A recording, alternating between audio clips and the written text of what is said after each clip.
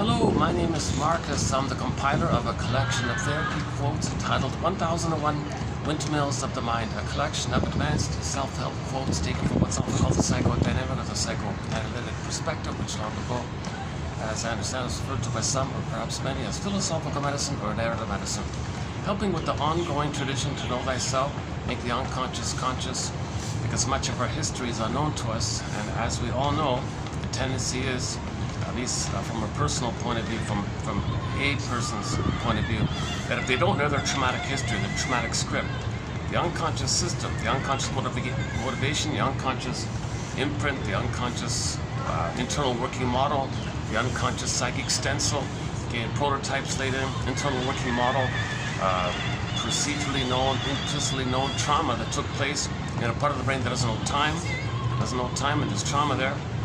That's sort of our history, a main part of our history. I mean, come on, we laid down our understanding about ourselves and the mother and created an understanding about ourselves and the world. The mother is the world for the baby. So we understand ourselves and the world sort of by this conditioning, this early on conditioning, as a theory like that. Now, in normal development, that's okay, because the model will be, I'm okay, you're okay. Mutuality and ethics, morality, virtues, your body, you feel, you have the golden ball, the blue jay, and then you're ethical, moral, loving, caring human being. You don't have you don't see the present in a distorted way as a new edition of the past, a replay of the past, some kind of reenactment of the past, trying to get a better past. So distorting the present to change the past, get a better past. That's dysfunctional to constantly see the present again and again as the past. Now you don't consciously know it because your cortex gives you excuses, what they call rationalizations, flim-flammery, duplicity, double talk, double think, all those propaganda tricks, lies, it's like that. To make you unaware, to make you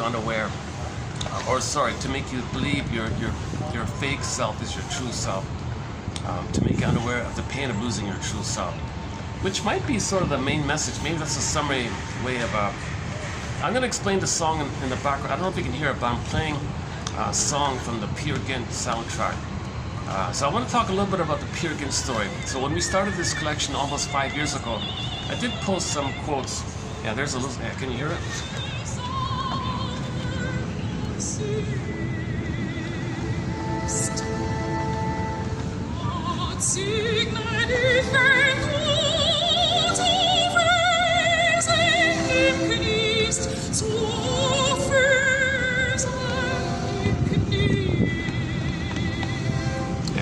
It's hard to hear.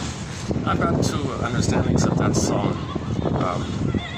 So I want to offer like what seems to be sort of the mainstream traditional understanding of the Peer Gynt story. And 5 years ago when I posted the quotes about it, I kind of just cherry-picked the positive side, the benign side of it all. Just about curing narcissism and the folly of narcissism, and how Peer Gynt is a little bit different from Narcissus, because Narcissus in the Greek myth never got a clue about it. But Peer Gynt got some glimpse at the end about it, maybe.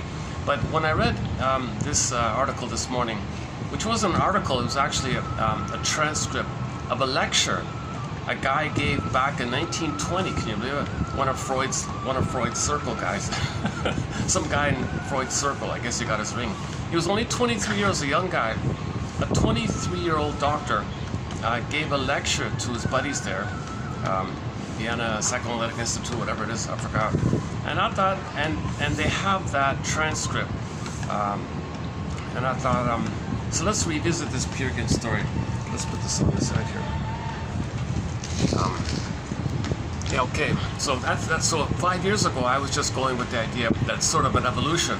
That in the Greek myth, Narcissus never had a clue, meaning a person with the psychology represented by the Greek myth. So the Greek myth is what's going on in your mind. So in your mind, your sense of self, you think it's solipsistic, everything's you, all about you, you're in love with yourself, because you and the mother are one, so you see the reflection, it's you, and mother never saw you and mirrored you, so you couldn't, you're waiting for mother's loving gaze so you can be seen, so you can go on with the development, so you're kind of stuck there waiting and waiting and waiting for mother's gaze, mother to see you, mother to recognize you, mother to accept you and love you and soothe you, so you can feel safe to be on your own.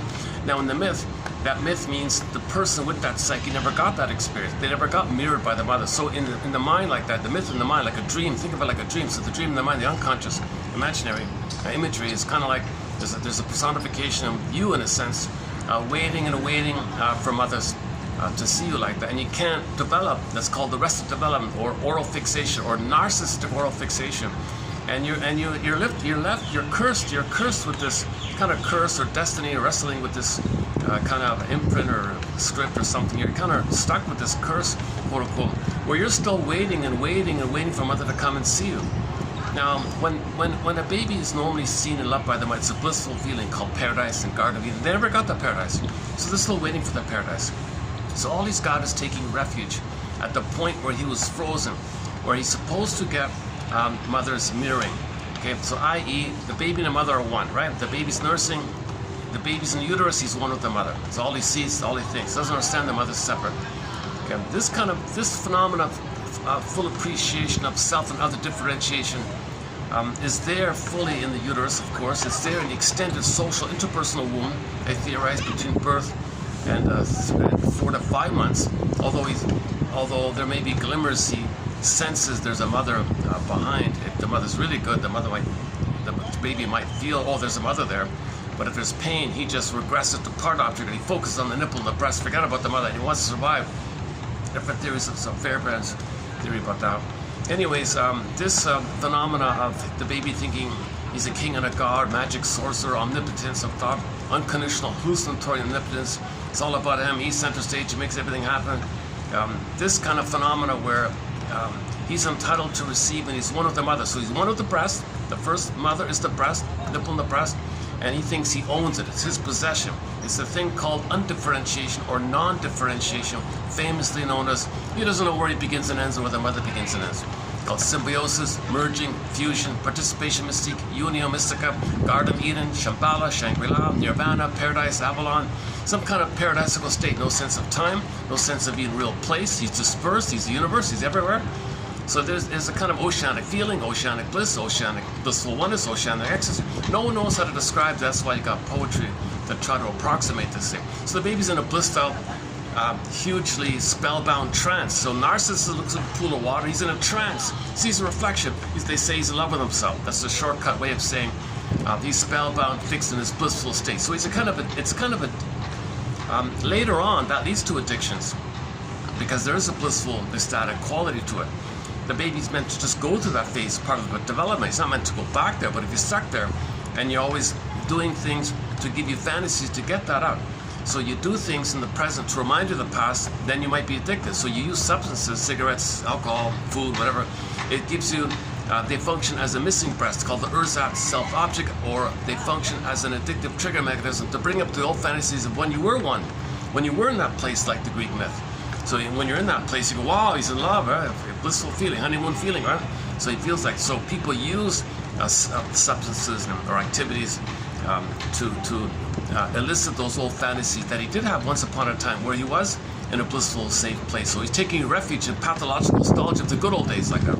So this topic on how ATMs blip up fantasies, which give us the chemistry from the fantasies. We don't care about the ATM, we don't care about the cigarette.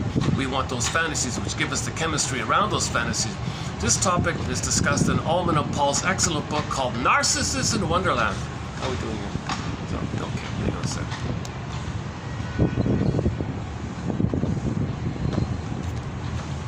It's predicting rain, so I found some cover here. I'm not sure how long. Hopefully I'll be able to use this spot here for a while. Narcissus in Wonderland by Allman and Paul. I've talked about it numerous times in the past, so let's not cover that point. But recently we did cover some quotes on a topic called oral fixation, sort of the newest topic in our collection, this phrase, oral fixation. But now Masterson clarifies it. He says, no, just call it narcissistic oral fixation to remind people that this is one with the narcissism. The baby's in a state, when the baby's in the oral phase, it is a narcissistic phase, so keep it together like that. So it is a narcissistic quality. You know, I run to the beer store, I'm important. I'm gonna get the nice wine and all that. And I'm gonna have this bottle and the concentrated sugar, concentrated fruit juice, whatever it is. And I'm gonna do all this. And I'm gonna drink this bottle. So kind of excited like that. So he's important, he's doing it. Okay. Now all he does is use the bottle as an imaginary, unconscious fantasy that there's the breast. Consciously, no. But unconsciously, think, oh, there's the breast. Even unconsciously, there's no breast. But he needs some kind of mechanism, some kind of triggering mechanism. So the bottle is just a triggering device to trigger. He wants to be triggered. In other words, the alcoholic wants to be triggered. The alcoholic says, I want to be triggered. Someone give me the, someone put that on sale. It'll trigger me. I want to buy that. So he wants to be triggered. That if he can be triggered of the oneness with the breast, he'll get the good feeling.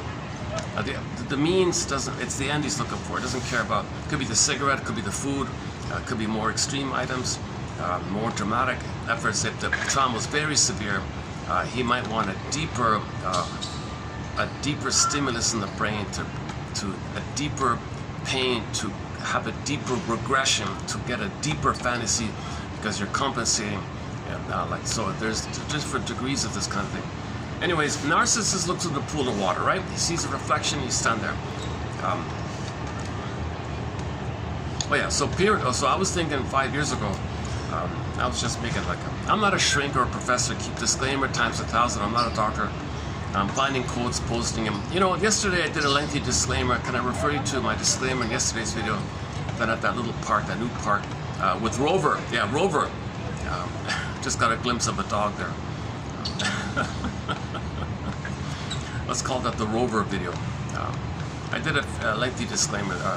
One of my disclaimers is I only have a BA. I'm not a doctor. Never been analyzed. Never studied psychology. I'm finding quotes that are interesting, and then as I discuss them, I might find some that are interesting. That's my process. I want to be more conscious as well. So I'm trying to learn this attitude myself. Okay, enough about that part. So let's go back to the Peer Gynt story briefly. So in the narcissist myth, okay, that myth is like a dream inside the mind of a person who was traumatized. A mother who didn't meet his needs. A mother didn't let him develop the oral phase, through the oral phase. He couldn't get through the oral phase. Okay, he was stuck somewhere in that oneness kind of phenomenon. Okay, and then I was saying that, what about the soul of the person? Well, the feminine, the princess, so any kind of woman, usually it's a princess. Well, Solvik, I was thinking, let's go with Solvik. That's what Solvik's all about, because at the end of the story, okay, we see Solvik turns to a statue, turns to stone.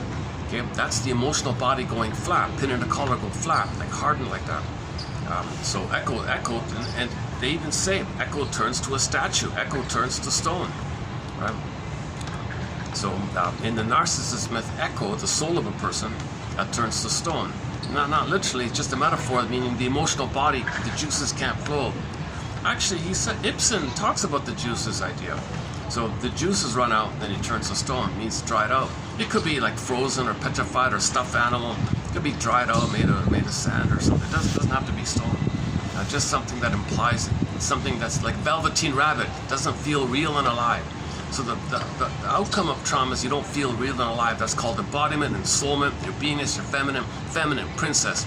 So princess turned to stone, Echo turns to stone, and narcissist turned into the little white flower. Now that little white flower, called the narcissus flower, the Greeks named it after the quality that flower functions as a narcotic. N-A-R-K-E, narke, so they said, or narkao, two versions.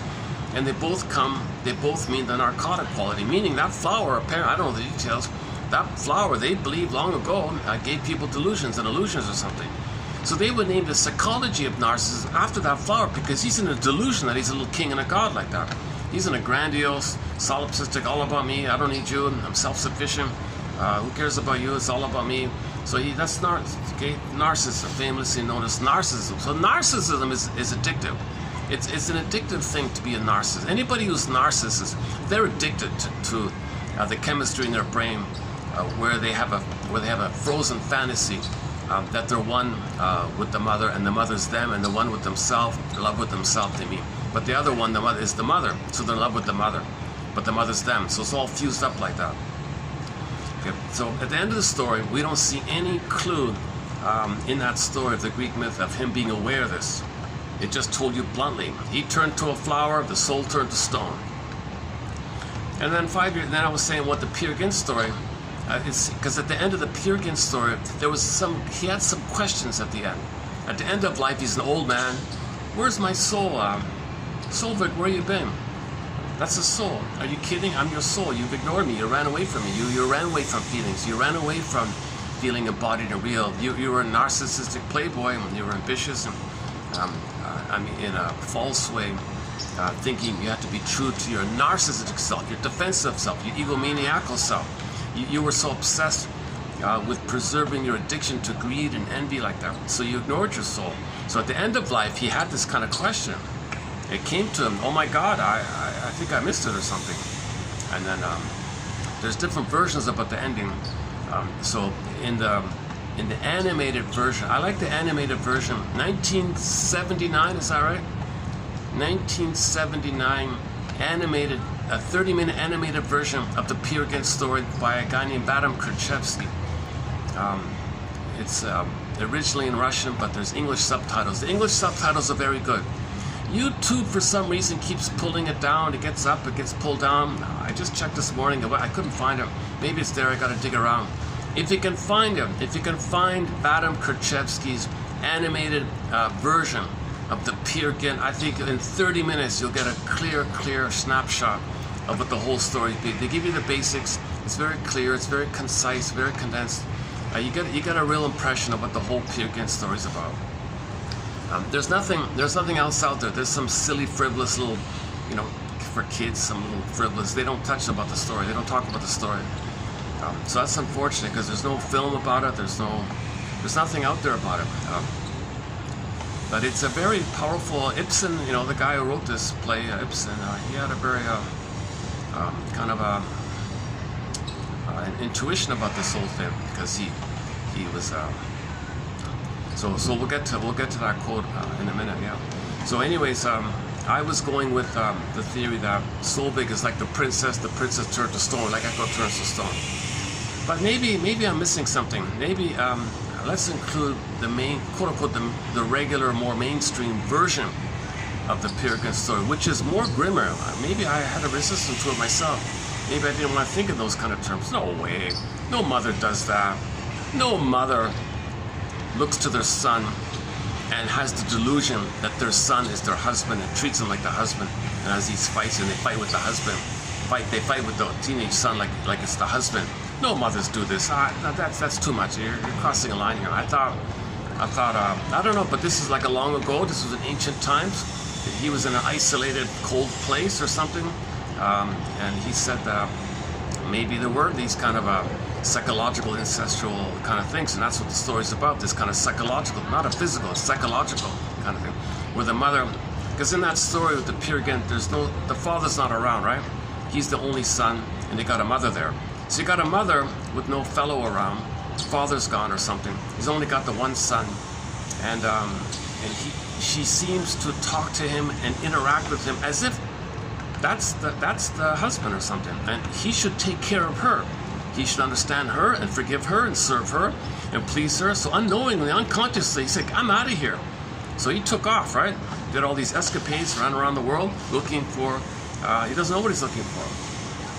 So he's just in escape mode. He's in flee mode. He's Peter Pan or something. He's Don Juan, basically. So he doesn't understand this, but he's just in run mode all the time. So he's running and running, not knowing what he's looking for. So he has these and because he's so angry, he doesn't care about others. He feels entitled. In some versions, he's very cruel. Some versions, he's maybe a little bit milder. But anyways, he's a combination of maybe Castelnuovo and Don Juan put it together, maybe depending on the version you go by. But he was never in touch with his, he never understood that he lost his soul, right? He was searching, he didn't know what he was searching for. But he thought the search for glory, okay, Karen Horney calls it the search for glory, this neurotic pride. It wasn't like a goal based on an expression of your Venus. It was a defensive operation. It was a manic thing. He's got to chase and run away from the pain. He's got to keep himself busy to get away from the pain. So he had to keep himself busy running all the time. He's never played the song by Charlene, I've Never Been to Me. The mall nearby, they play that song sometimes by the pop singer Charlene. She only had like one hit or something. It's a one-hit wonder called I've Never Been to Me, but that's a good song. It's about a female Peer Gynt. It's about a female Peer Gynt, or we could say like a female Don Juan called Donna Juana. So she was like a female Donna Juana, had all these escapades, did all this and did that, went to paradise, but never went to her, it's never been to me kind of. So Peer Gynt never went to himself. Narcissist never went to him, never found himself. So in the story, he kept saying, I have to search, I gotta be true. What was the line again? I gotta be self-sufficient unto myself. It's gotta be that I'm self-sufficient unto myself. I don't need anybody, it's all about me. He had that kind of solipsistic, dreamlike thing. So he was just chasing for narcissistic supply. He wants admirers. He was greedy. Typical borderline maybe some versions he was psychopathic, and some versions maybe not so much or something. There are thousands. Apparently there are several hundreds. There are hundreds upon hundreds of versions of these Playboy, Don Juan, Peer Gynt kind of stories. Casanova, Don Quixote, all these womanizer, narcissistic Playboy. There's countless versions of this kind of thing. So different degrees of it. Recently we discussed the difference between Don Juan and being just wanting bliss. No woman can give him the bliss that he should have received with the breast mother, so he skips through women. No one is ever that. So he doesn't hate him, he just keeps skipping through. So he just wants paradise. He doesn't care about reality, he doesn't care about practical things. He's not mature, he's still a baby looking for the breast. So Don Juan's still like a baby like that. That's one version. So he has some kind of hope or glimpse about it. The more disturbed version is the baby who's traumatized, unwanted by the mother, severely unwanted, like really cruelly hurt. And all he had is talionic revenge on his mother. So the Casanova wanted to find women and reject them in anger. I hate your mother, I hate your mother. And all women were mothers, so he was the more cruel version of this, the Casanova. So Peer Gynt, something maybe in a blending of the two, or a version of the two, or one or the other.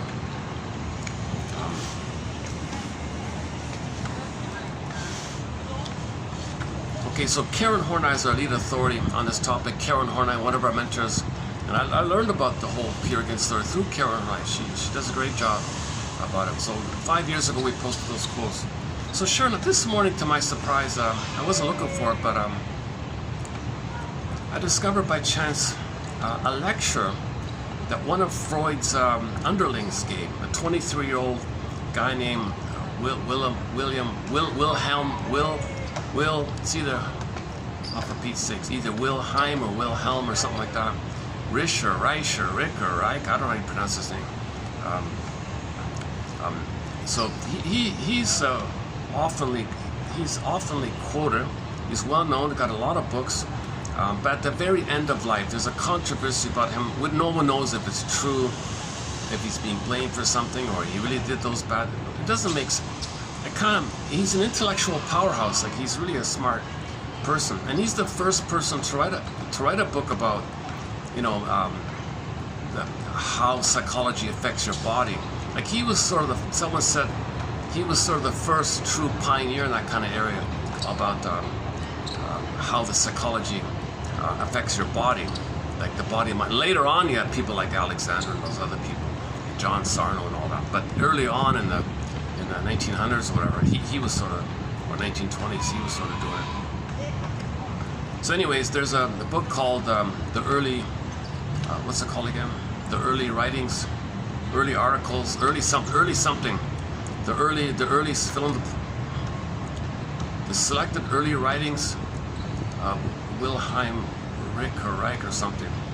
So the first article in there, or the first lecture, transcripted lecture, is this one about the Peer Gynt. I was thinking to myself, you gotta be kidding.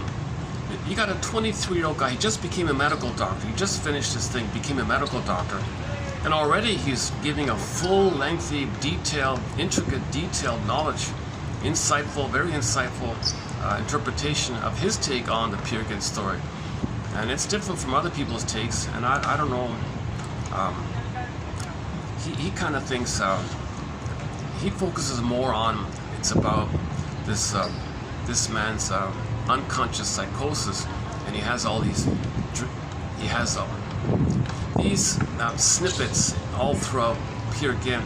It's Ibsen's unconscious way to get in touch with his trauma. He doesn't even know it's him.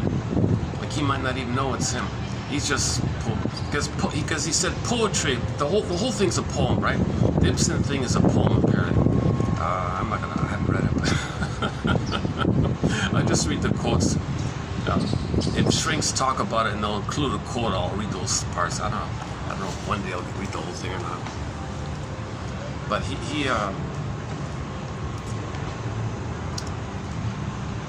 yeah, so Reich was saying, poetry is the only avenue, the only outlet someone can get in touch with some kind of psychotic, unconscious, deep trauma. Because you say these abstract things and you don't believe it's you, but it comes from you and you don't believe it's you. Whereas in regular garden variety neurotics, they know it's them. They know they're projecting. They know they're projecting. They know they're talking about themselves.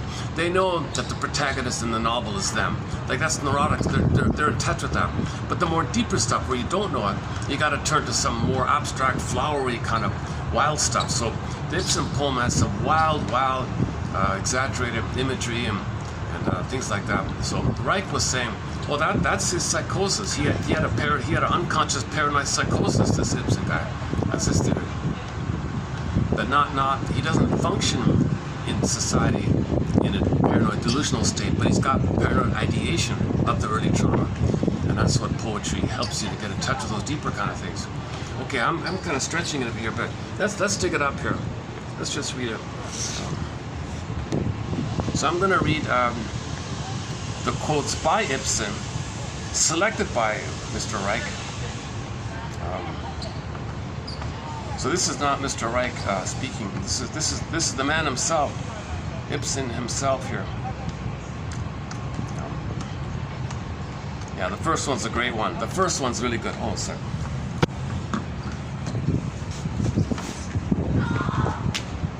Well, I could have sat outside. I thought it was going to rain. Look at that. I could have been outdoors. Yeah. The weather report made it sound like it was definitely going to rain, but it turned out it didn't, eh? Get a bit of sun here. I'll sun up again. I could go down, yeah.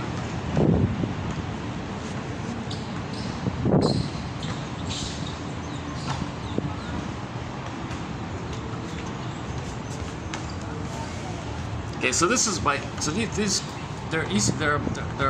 It's well translated. Whoever translated it, it's pretty clear. So,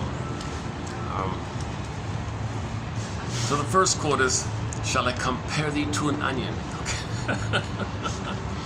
So at the end of Peer Gynt's narcissistic, selfish escapades, he's an old man in all this, and he meets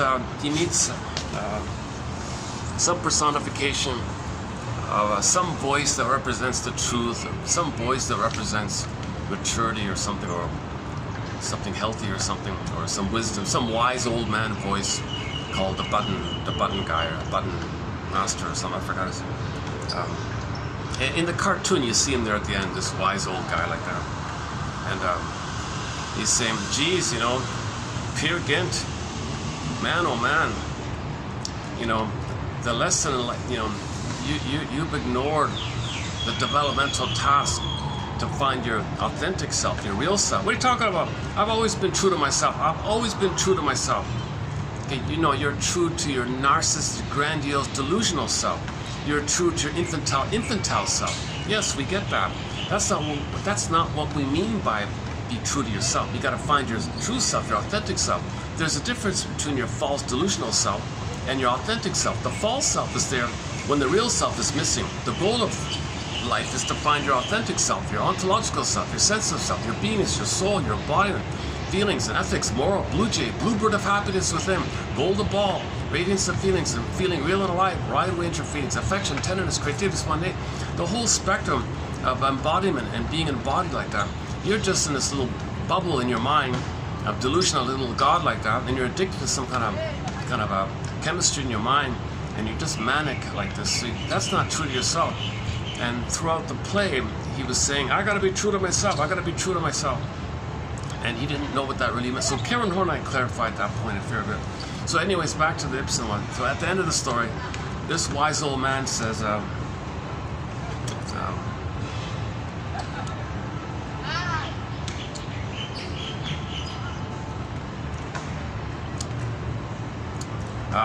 So he tells him about this, that you were never yourself. So quote from Ibsen. So this is the wise man telling Peer Gynt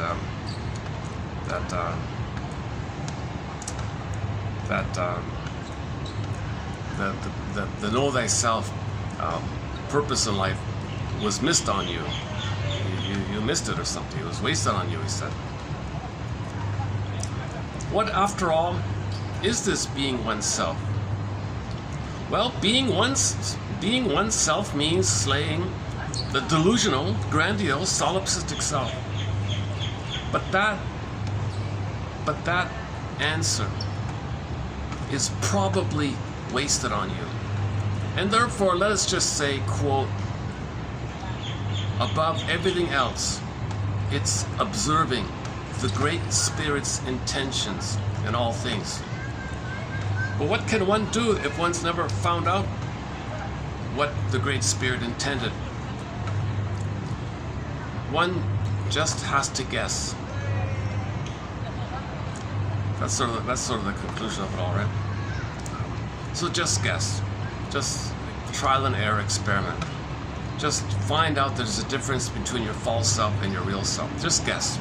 Just be open-minded, have some wonderment. Just guess. Play Pavlov's song called Wanderlust. The album's coming out later this year.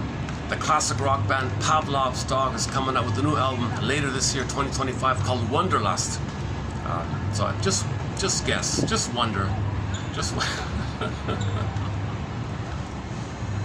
So you mean I really wasn't myself? Quote. Here's the wise man speaking. You astrologer's dupe, you're no emperor. Why, you're simply an onion. And now, my good Pierre, I'm going to peel you, and tears and entreaties won't help in the least. Taking an onion, he strips it off skin by skin. Okay. So now you got the wise man with the onion. He takes the onion layer by layer. There goes the battered outer layer. That's the shipwrecked man on the dinghy's kneel. This next one. This layer's the passenger, scrawny and thin, but still with a bit of taste of Peer Gynt. So he's not totally lost, right? But next layer. But underneath comes the gold mining self. So here's the success hunter, the fortune hunter kind of character.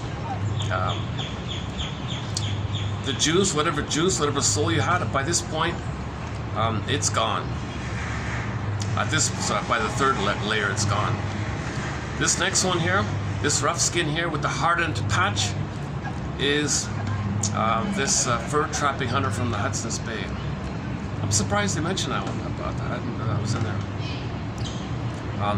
The next one looks like a crown. No thanks. We'll throw that away without a word. That's when he really was despicable. There must have been a real despicable time in his life. Maybe that's in the Troll King. Maybe when he went to the Troll Mountain or something. Next, the archaeologist, short but vigorous. And here's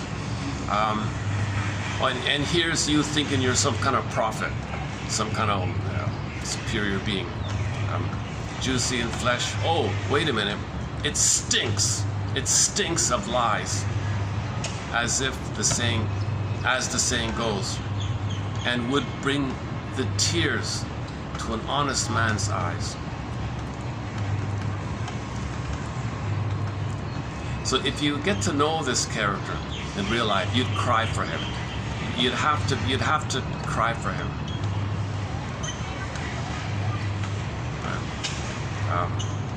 That he's so deluded that he thinks he's an emperor. He's knows it all, can do anything, most desirable, self-sufficient, omnipotent, kind of thing like that. So this you believing this Like the onion, it stinks of lies, as the saying goes, and would bring tears to an honest man's eyes. So here's a good so I was thinking when it's this morning, here's a good self-help exercise.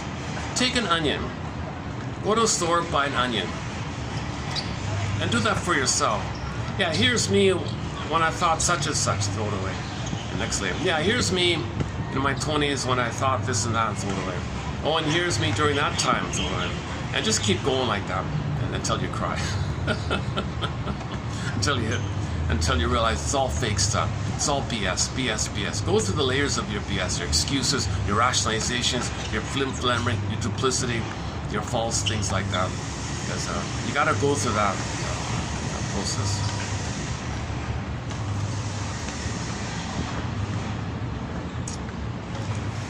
So now here's the third part here. So out of desperation here. So here's where the story kind of veers in which direction it can go here.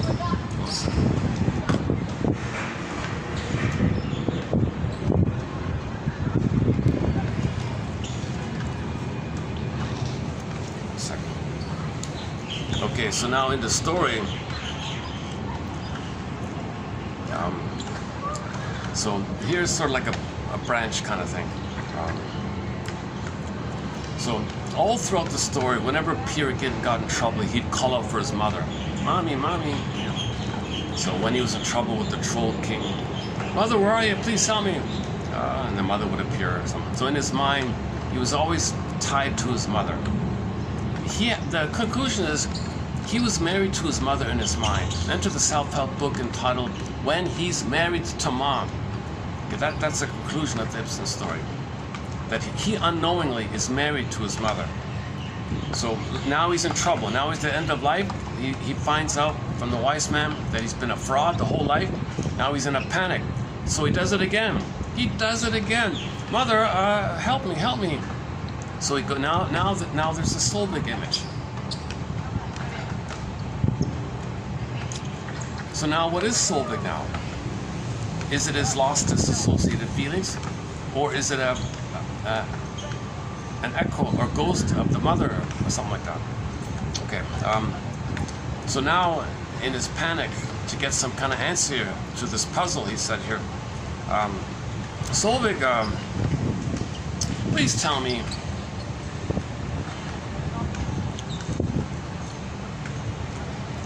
so there's a fusion here. I think there's a fusion between him ignoring his own soul and his dependency on the mother, and the link between being married to mom, losing his soul. So Solvig seems to be some kind of condensation of the two. Where was I? Solvig, fill in the blank, whatever that means. Solvig, where was I? Myself? I mean, where in my life was I ever myself? I mean, like really myself, complete and whole. Could you tell me? Where? Where? With God's seal upon my brow. And Solvig says,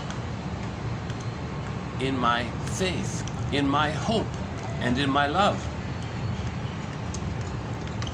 Here again, recoiling with the start. What are you saying?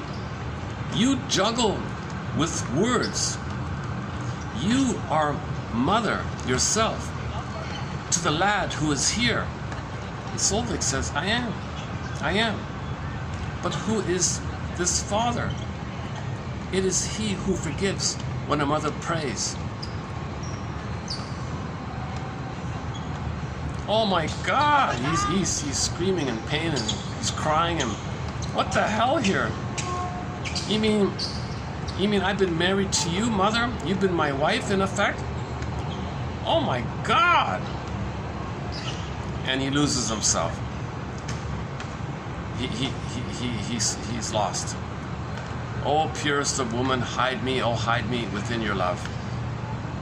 Man, oh man. So he never separated from the mother. And that line there, when the son says to his mother, the mother says to the son,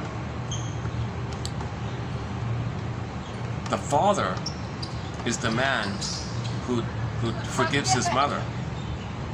Holy shit. So, yeah, what a doozy. What a doozy. So this is the most powerful kind of psychological incest made by the mother onto a son. Not only, it's one thing to parentify the son, to make the son take care of her. She took it a step further. She did what's called partnerifying the son. This mother, what's her name, Anisi or something, she partnerfied Peer Gynt. In English it's Peter, I think. So it wasn't that she turned to the son, take care of me, will you, be nice to me, take care of me. That's bad enough.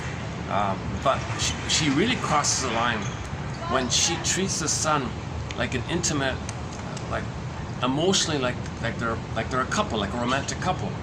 They might not physically, there's no physical thing like that, but in emotionally, psychological incest. So that's when the mother partnerifies, psychically partnerifies, the fusions like that. So she psychologically treated in her fantasy her son as if the son were her true love husband. And he ended up saying, oh my God, you my mother, you mean you've been my wife? The one I've been looking for? Now what's he looking for? His soul. So now Solveig is his soul, disassociated soul, but now it's his mother. So he's looking for a soul, but poof, there's his mother. Mother took a soul.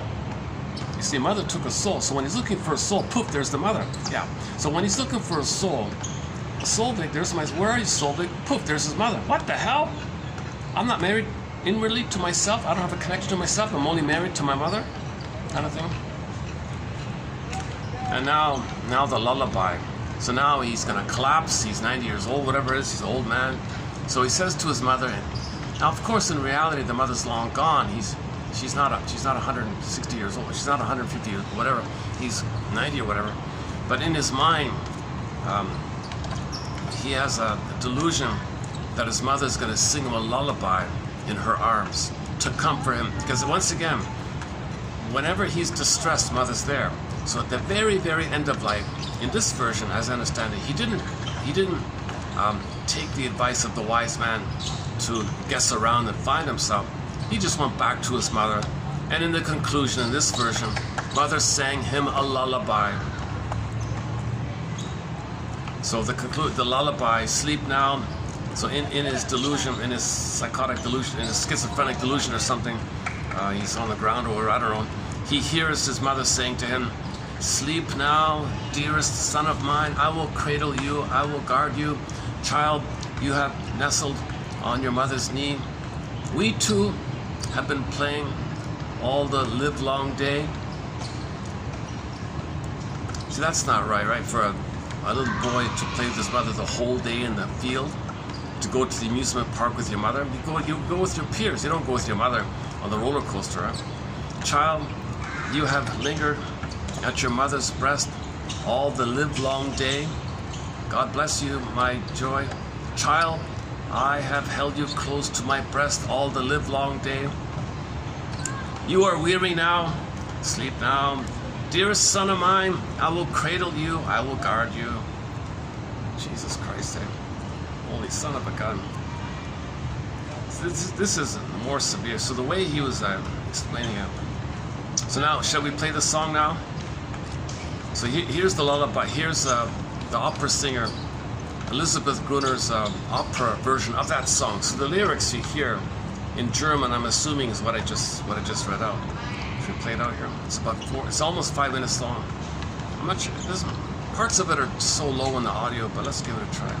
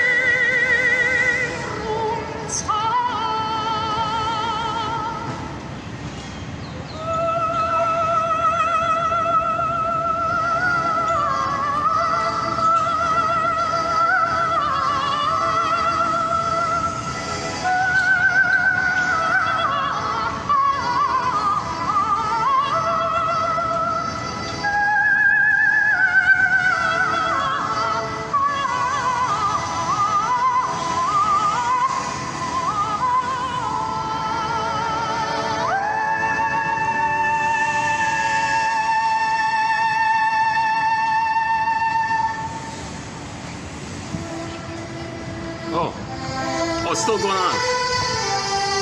No, last part.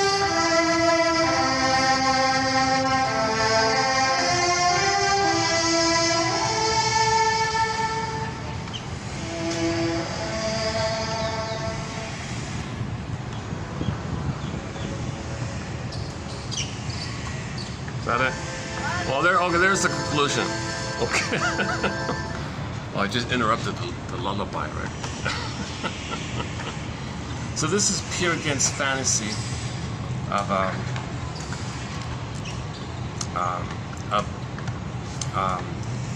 tapping into Mother's voice, and how he needs to compensate in his old life, finding something to comfort him, because all throughout his life he clung to his mother.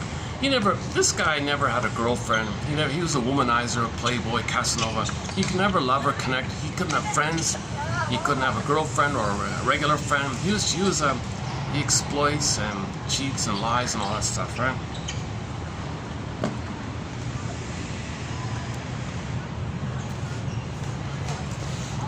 So he had an oral fixation.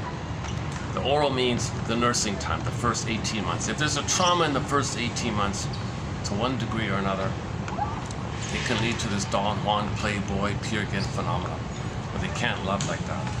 Now, the reason they seem to be so charming or something, and women are so drawn to them or something, because they have that immense intuition. They have that experience of being one with the mother. Like they can be the mother, so they know what other people want to hear.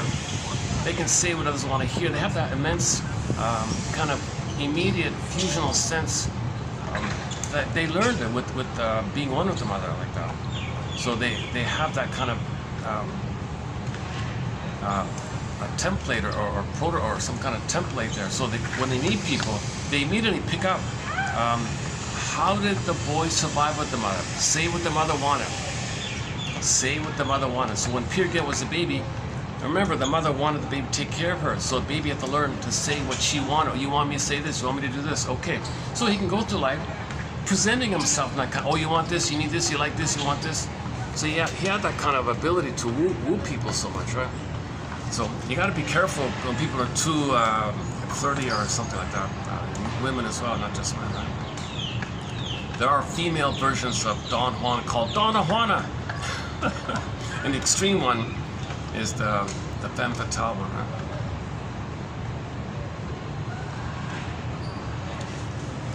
right? The onion one is good. I didn't know about the onion one before. Yeah. So as a self-help exercise, so I want to experiment with adding a new exercise to our self-help thread. One of our threads in our collection, I'm 62, is sort of just some lighthearted, just see what happens kind of thing.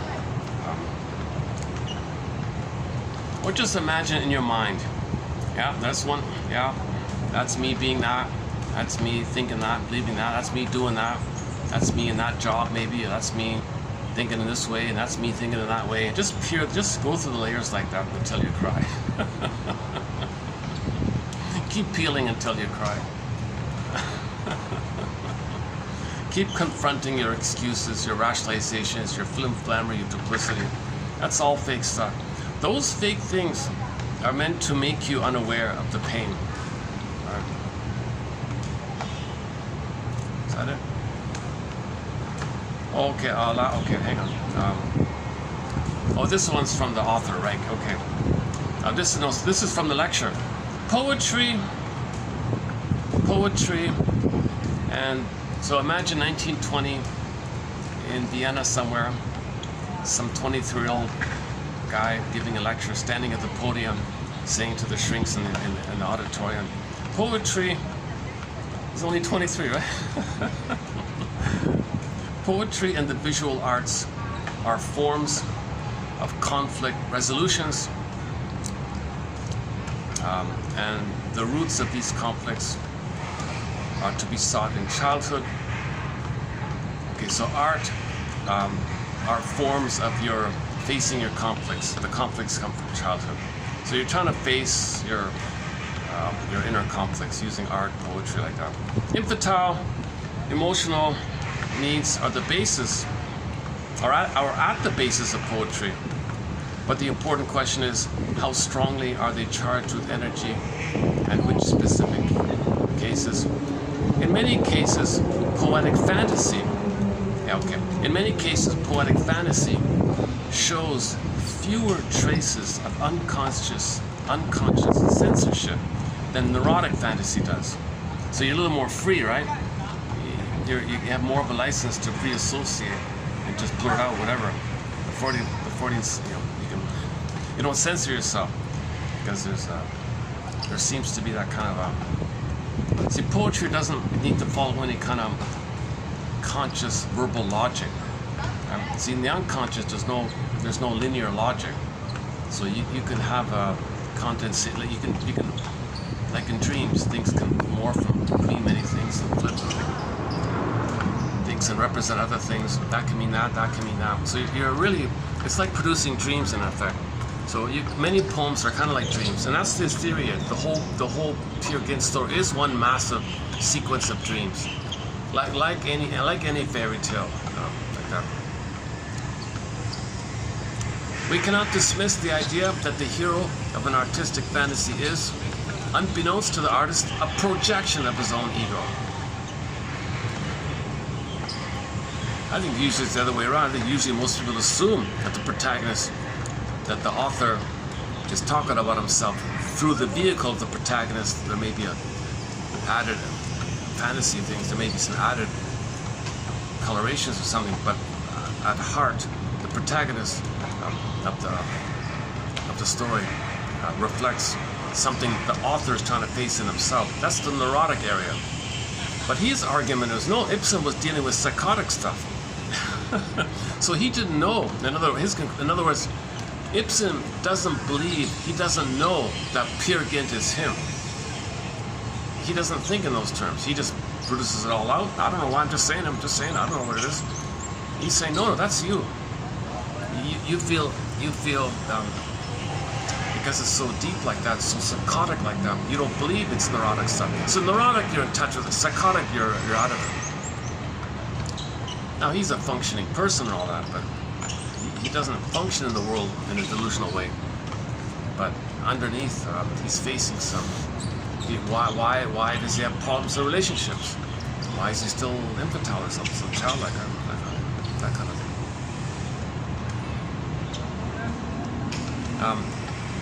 As such, its origins remain unrecognized, in contrast to the neurotic fantasy, in which the hero is regularly recognized as belonging to the self.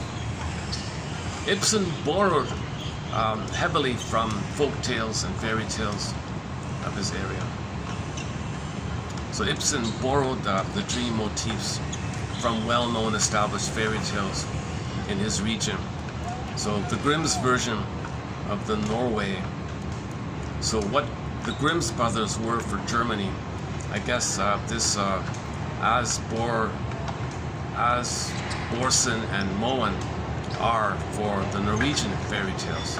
Every place has got fairy tales, and somebody compiled them. Italy was that Cavallo in Italy, Grimm's there, and all around the world you'll have anthologies of fairy tales.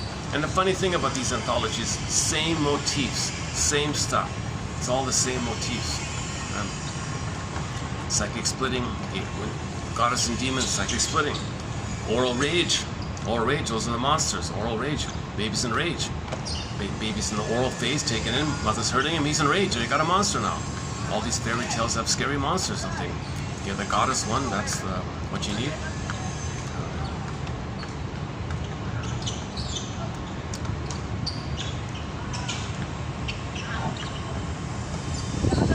Okay, I'm reading from 3095. This was a preview of 3095. So the other quotes in here are on the psychosomatic issue.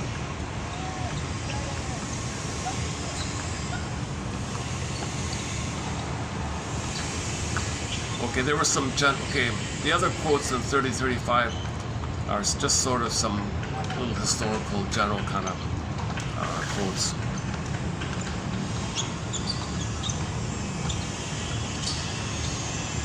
Oh yeah, here's the interesting one. Here's why I included it. Here's an interesting survey somebody did. Okay. The traditional concept of working through traumatic memories, which is based on the assumption that that repressed contents seek expression symbolically in the form of somatic symptoms. So your somatic complaints, your aches and ouches in your body and all that, that's your trauma memories coming to you through there. That's the assumption. It's seeking expression. It's seeking expression. So your traumatic memories are seeking expression. They're trying to communicate. They communicate it through your symptoms. The symptoms compromise it. Symptoms reveal it through the symptom and the pain of it all, and conceal it. So you don't know it, it's concealed, but it's coming to you, so they're doing both, like a so-called compromise like that. Thus, traumatic memories tend to be intrusive and difficult to control, not because they're repressed, but because there's relative positive information encoded. So we don't know the story of this trauma. We got these fragments, we got this pain coming to you in your body. Researchers consistently found writing about traumatic material to foster people's health.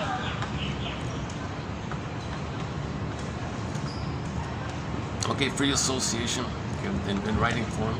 However, these results were best explained in terms of cognitive processes associated with the restructuring of experience rather than the lifting of repression. Okay. Indeed, writing about another person's trauma produced health benefits equally as salutary as writing about one's own trauma. A finding that could not easily be explained as the lifting of repression. Okay, there's some kind of both and going on here. So of course trauma affects your ability to find your story, your narrative, right?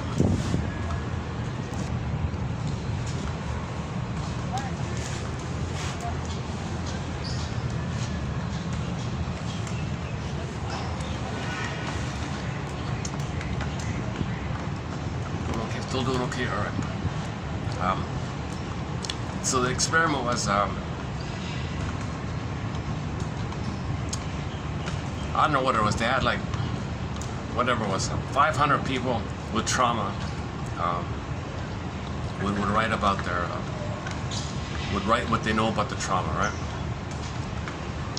So they would share their diaries or whatever, And permission was given. Those traumatized people gave the researchers permission to use this material. And they felt some relief. They felt some cognitive of piecing things together. They felt a chance to tell their story. The exercise is there, so you're finally in a safe place where you can write about your story or something. So they all felt some kind of relief in that kind of process. So the researchers took those 500 journal pages, whatever, and said thank you very much. Okay, and then in the next day, whatever, they brought in an equal number of quote-unquote non-traumatized people, or people who are not aware of their trauma, people considered just okay or whatever, or people who either. So the first batch of people, they were aware of their trauma and they wrote it down. Then the group B came in the next day, and those are people who didn't understand about trauma, didn't think about trauma, don't know about trauma, don't believe they're traumatized, just ordinary people, whatever, quote-unquote. And he said, and he took those 500 pages and distributed it to the group B and told all these quote-unquote normal people who believe they're not traumatized. He said, here's the exercise, dear people. I want you to read this page here, and I want you to pretend. I just want you to pretend, like an actor. I want you to be an actor. I want you to pretend, just all make-believe. I want you to pretend that you have that trauma described on that paper. I just want you to pretend that you've got that trauma described there. So read what's on the paper and pretend that you have that. And now I want you to write a paper from your side about having that trauma that you just read. Got it? And then they would all do the exercise, and they all felt better as well. Although they don't have the trauma written on that paper, written by those from the previous day, they likewise felt better talking about the trauma of somebody else. So everyone got better. Now, the quote, so his saying was, the healthier people, it's not about lifting repression, it's just this cognitive process of trying to find your story, narrative medicine. And maybe the second group was just imagining symbolically, it is them. You know, and maybe it is them, you know, through them. And they're getting permission to talk about their trauma, which and they all felt better. So everybody felt better. All 1,000 people felt better. Group A and Group B.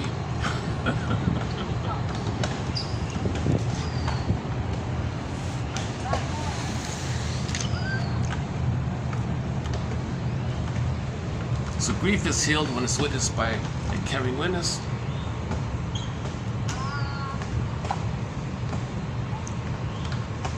I've got a couple of more in that sort of area. A psychological symptom is seen not as an accidental or chance phenomenon, but as an expression having meaning to the client in terms of coping, problem solving, resolution of conflict, or whatever language one's orientation may prefer. Basically, it goes back to Freud's original idea as a defense neurosis.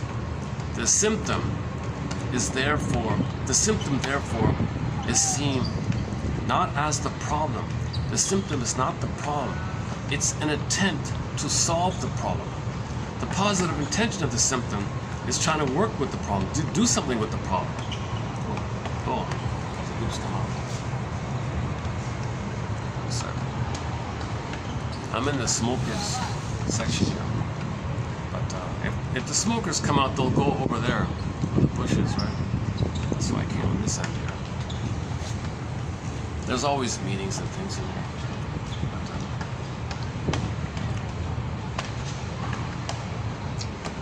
But, maybe I can go down. Just stay here. Let me check the time. How are we doing with the time also? Double check the time here. Only one. Look at that. Only 1 hour's passed. I feel like maybe 2 or 3 hours has passed. 3:30. Okay, it's only 3:30. Either I stay here or look for another spot. Let's see.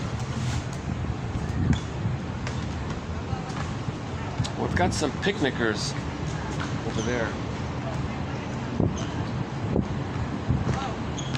Usually it gets busier in the afternoon.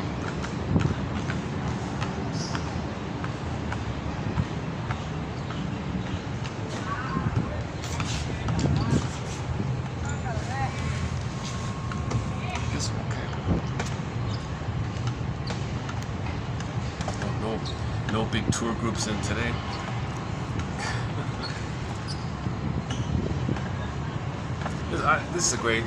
This is a good hotel, I think, in terms of people, service and people and all that. The essence of analytic work does not lie in guessing the symptom's unconscious meaning and sharing it with the client, but in the recognition and removal of resistances. We must replace symptom analysis with personality analysis. Your personality creates the symptom. Don't haggle about the symptom. Look at the cause of the symptom. Sarno makes a big deal about this. John E. Sarno, that your aches and pains and your back pain, mostly back pain, shoulder aches and all that. He thinks that's still your sense of a permanent emergency with your mother. Your permanent emergency, your permanent fear, your permanent rage. It's a timeless, remember, no time in that brain. It's you're in a state of permanent hypervigilance, alert, amygdala stress. Okay, all that anger and stress goes to the body, and all these aches in your body are trying to deal with it. So it's like compromising. It's holding it. The pain is there, but it's holding it, and you get a symptom, and the symptom is to compromise like that. So, yeah, someone makes the other point that some people need symptoms, and they want symptoms to give them that distraction, because then they would use the symptom as a distraction from the personality. So if you don't want to face your personality, have some symptoms and then focus on the symptoms. That's his sort of argument, or focus, I should say.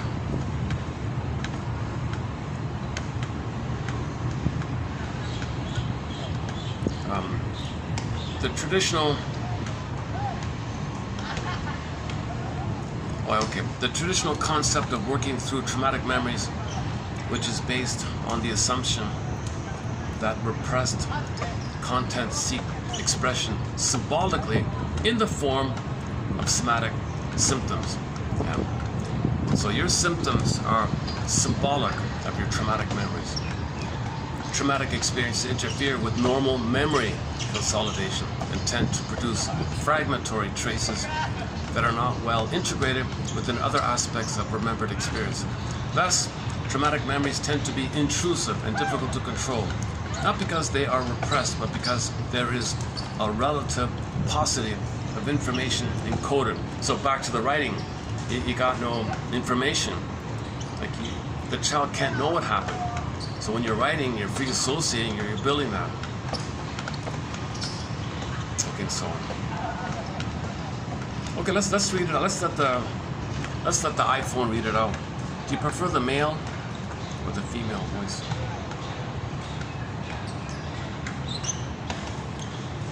How's it here? Just do it here. Let's try it here.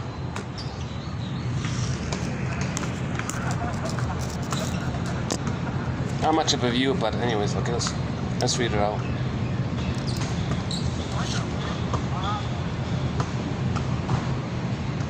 A psychological symptom is seen not as an accidental or chance phenomenon, but as an expression having meaning to the client in terms of coping, problem solving, resolution of conflict, or whatever language one's orientation may prefer.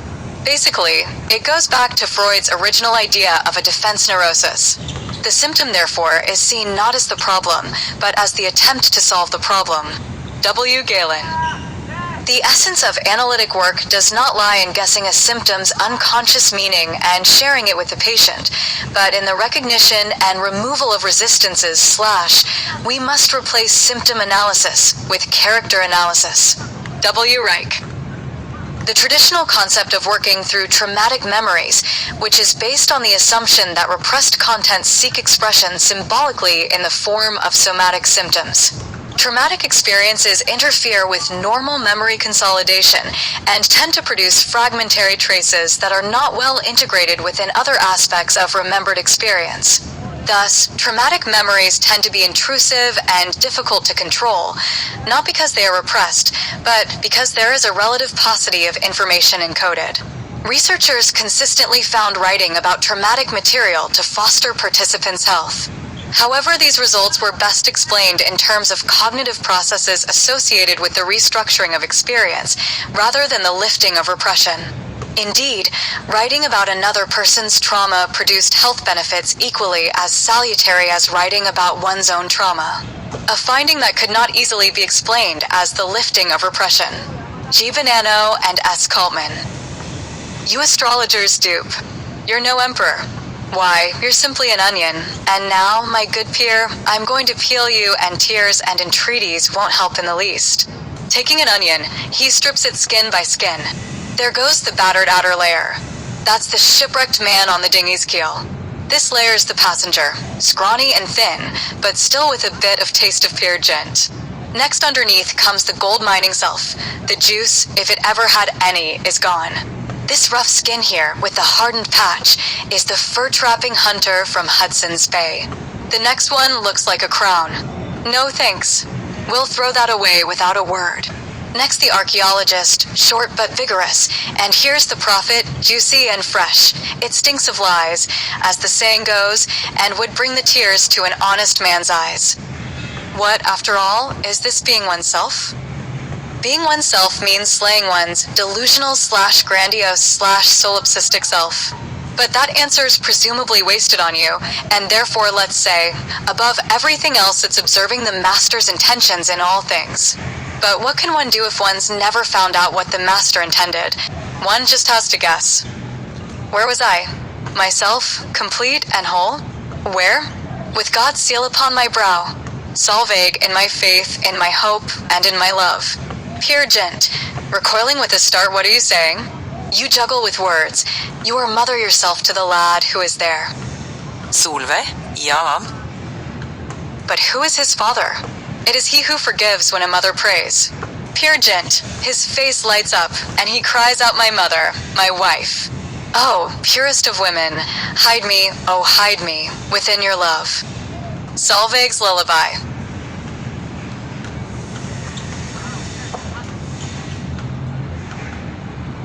Sleep now, dearest son of mine. I will cradle you, I will guard you. Child, you have nestled on your mother's knee. We two have been playing all the livelong day. Child, you have lingered at your mother's breast all the livelong day. God bless you, my joy. Child, I have held you close against my breast all the livelong day. You are weary now. Sleep now, dearest son of mine. I will cradle you. I will guard you. Poetry and the visual arts are forms of conflict resolutions, and that the roots of these conflicts are to be sought in childhood. Infantile emotional drives are at the basis of poetry, but the important question is, how strongly are they charged with energy and in which specific cases?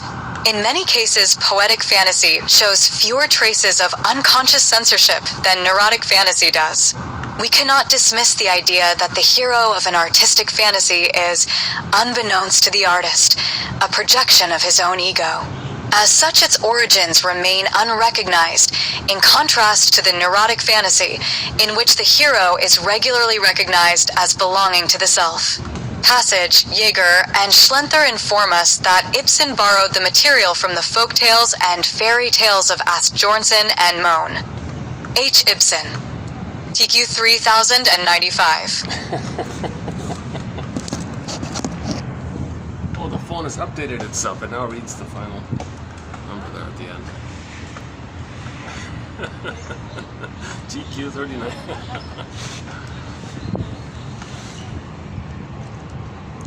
Yeah, the Hudson's Bay one, so that surprised me. So that means he traveled all over the place.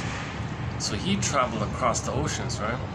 And he was part of the plundering of the land over there, right? Oh, these are the fur travelers.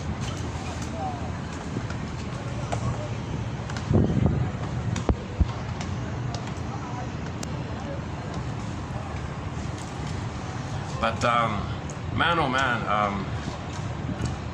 that's the greatest hurt of all. What the Peer Gynt story is referring to, it's referring to the greatest hurt of all. Mother failed me, she betrayed me, and even to make it even worse, the greatest hurt, even greater than the greatest hurt, she partnerified her son and had the attitude and treated him as if they were like a romantic couple, but no physical things, but had that similar sort of kind of emotionality that they're in love with each other. Oh, you're my true love, or something. Oh, mother, you're my true love, you're my wife, you're my mother, you're my true... Yikes, ugh. So this is about psychological incest. I don't use that term too much, but that's what the thing is about. And then, yeah, he made the comment because in Norway, in that time, they were an isolated, cold community cut off from the world. So they were like these kind of places that are kind of isolated and cut off. There tends to be this kind of issue, this kind of problem.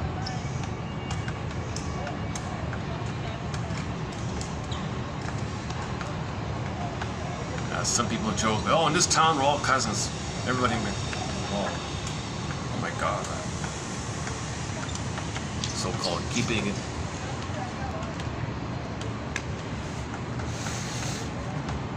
Okay, is that it for the Peer Gynt story?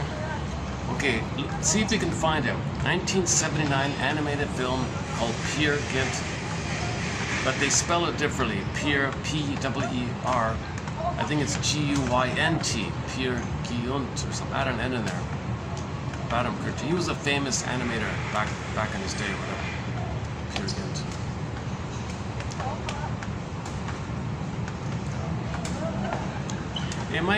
They might be pulling it down because the music in the opening, you hear the music, the Greg's music, right? So Greg made the famous music to the play and the opera and all that. And I remember it opens up with the music. If they can just mute the music, maybe they can repost it or something.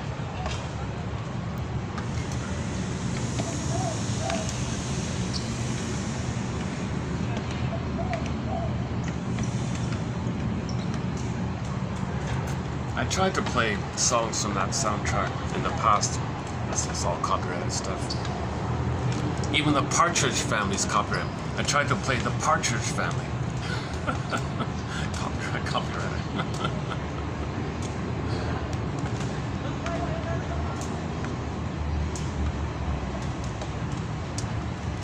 Okay.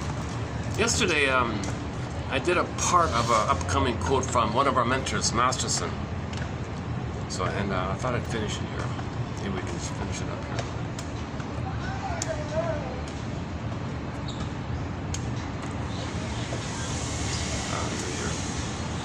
That's 74. Or should we do this one first? We could do a preview of 94. Let's see. Okay, we can do a preview of another one. So in the pipeline, I'm several pages behind. I've got a little bit of a like the quotes the peer game we talked about today. That's all preview mode. In a month from now, I'll be there. I'll catch up. I've got this I've got this lag. I've got this posting lag. Traumatized. What's this one again? Traumatized individuals respond automatically to current stressful situations with thoughts, feelings, and behaviors more appropriate to the degree of threat involved in the trauma than to the current environmental contingencies. Okay, so when you're triggered, all that, it's about the past, not about the present. He means it like that way. So when you're triggered, all those thoughts, feelings, and fears, it's about the past. Old, unprocessed trauma, unmourned losses, the terror you felt or what your mother did to you, those kind of feelings came up. So if someone gets too close, you might think the mother's too engulfing. Get back off, go away, like that. So Peer Gynt couldn't do intimacy, right? He couldn't have any kind of emotional connecting. A part of him wanted the bliss, so quickly he realizes, not it, go away.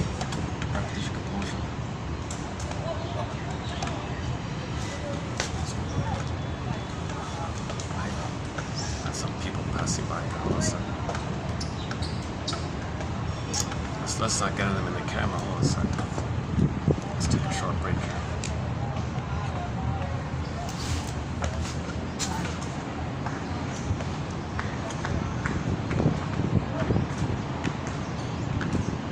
Oh, it is raining, yeah. It is gonna rain. Oh, what do you know? It is gonna rain. Look at that.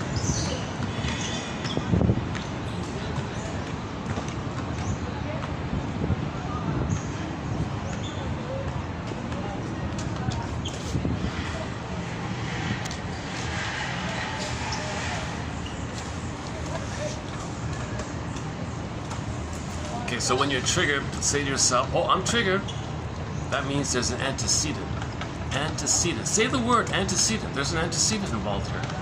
So notice that the antecedent is involved. And because the antecedent is involved, i.e. the old past trauma, which you don't remember, you can't formulate, you don't have any story around it, remember?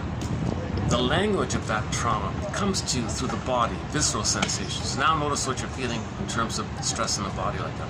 So now you're all revved up because you think the danger's in the present. No, it's in the past, but that part of the brain doesn't know time. So you trigger that past and you're feeling it now by the triggering mechanism because it's unprocessed. You gotta process the past so you won't be triggered like that. But if you don't process your trauma, you're easily triggered, hypervigilant, hyper alert, all that stuff. That's sort of the main idea about being triggered. The part two was maybe you could try the heart math. Imagine breathing through the energetic heart center area, an imaginal area in front of your chest, a couple of inches in front of the center of your chest. The theory is there's some kind of energy there. Imagine that you're breathing through that energetic center point, and your breath is through there. It helps to kind of realign yourself it doesn't cure you or heal you. It just soothes you for the moment to give you the chance to calm down and then think, and then imagine the animal kingdom nearby watching you, and what would they say? What would the elephants say? What would the horse? What would the monkey say? Okay, so they notice this hominid who's traumatized being triggered. So what would the stray cat, if they could talk, what would all those animals say if they observed us? So just a little projective device to calm you down, buy some time to see if you can get your own ideas to calm down or something. So trigger 94 here. Traumatized individuals respond automatically to current stressful situations with thoughts, feelings, and behaviors more appropriate to the degree of threat involved in the trauma than to the current environmental contingencies. So what you're feeling is appropriate to the trauma with the mother in the nursery. It's not appropriate to the present.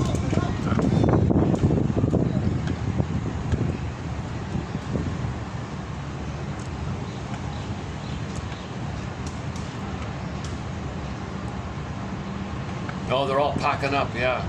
Look at that, they settled, the picnickers set up their picnic, and they're all moving away.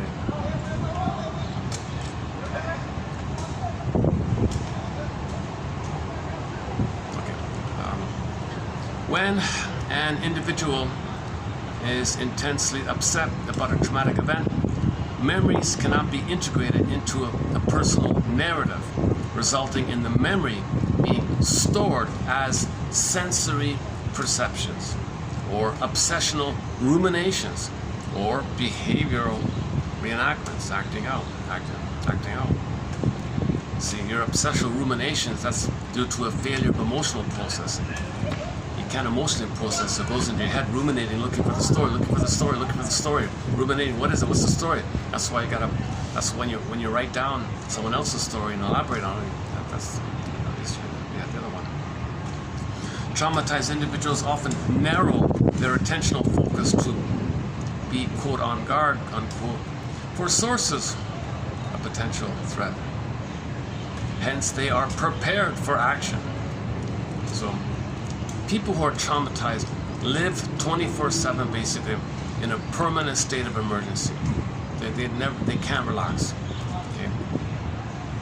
They can't shake it off like animals do in the animal kingdom. Animals just shake it off. When humans are traumatized, we're frozen there. We can't shake it off. That's the problem. You have to engage in some kind of mourning process, working through reaction, emotional catharsis. And then there may be some kind of shaking. Rosanoff says some people have like a mild shaking that resembles epilepsy. It's not epilepsy, but they have a shaking. And is that epilepsy? That's not epilepsy, but it kind of reminds you of it a little bit.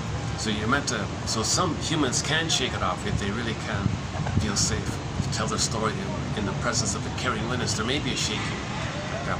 And then your body temperature cools, and you take all of your vitals, everything's better with it.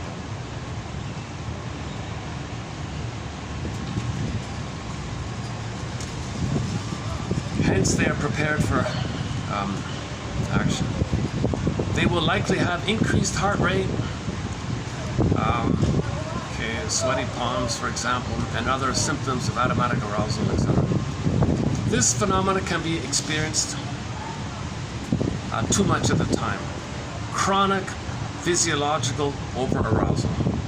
The state particularly inappropriate because there is often no threat to be worried, nothing to worry about. Because this physiological arousal is similar to the physiological state that was present during the onset of the traumatic memory, i.e. during the experience itself, the individual will more readily recall memories of the traumatic. Yeah, so if you're triggered, you're reminded of the trauma, right? That being reminded of the trauma stresses you out. Now you got this negative circle here, vicious circle. This can result in the experience of involuntary intrusions of the traumatic event, which further increases the physiological arousal. This vicious cycle clearly perpetuates both the negative physiological and psychological aspects of traumatic memories.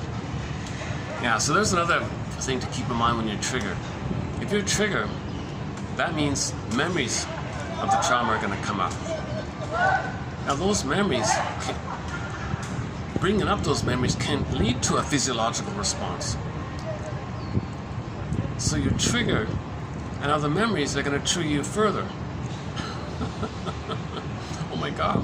That's why you got to hit the pause button, do a timeout, and realize antecedent, physiological, and heart, mouth, breathing. What would they say? What would the gorilla say? What would the wise man say? Oh, it's over. You're kidding. That's the big rain they were predicting. You gotta be kidding. It's just like a 5-minute drizzle.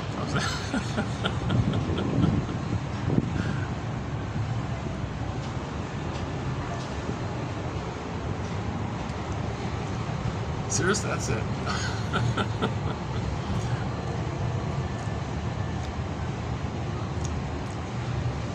Sometimes the weather report errs on the cautious side, I guess.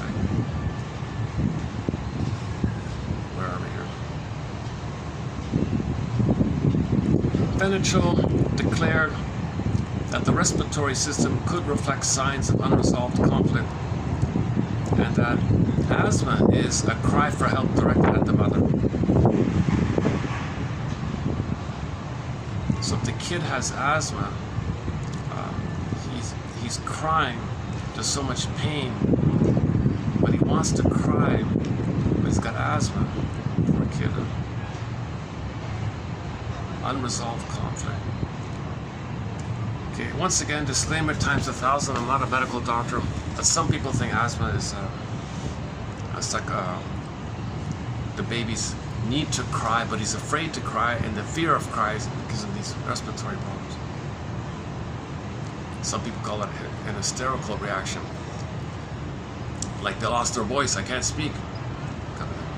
No, that's a different one. That's a different one. In conversion, symptomatic changes of physical functions occur which, unconsciously and in a distorted form, give expression to instinctual wishes and needs that previously had been repressed. Okay, we said that already.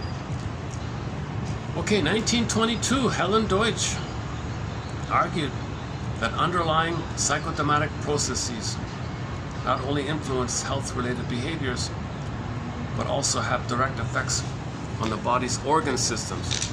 The notion that unconscious dynamics could influence bodily functioning directly was extended and elaborated by Franz Alexander and Mr. Reich guy, obviously. The infantile oral stage of development, which lasts for the first 12 to 18 months of life, says Freud. Frustration or overgratification during the oral stage is hypothesized. Well, Mahler says 18 months. I've been going with Mahler 18 months. Masterson goes with Mahler. I go with Masterson, so I'm going to stick with 18 months. Masterson, oh, sorry. Where are we here?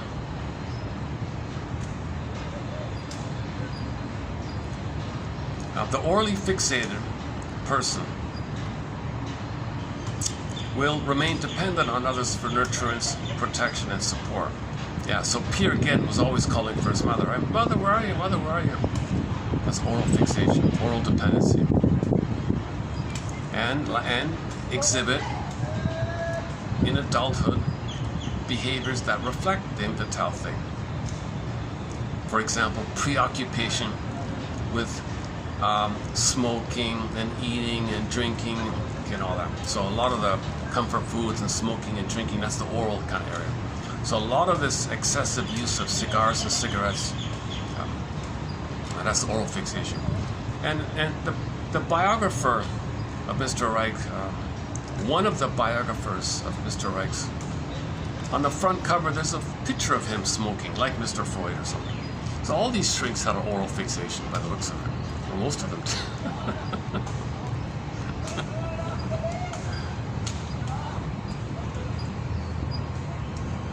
Earlier.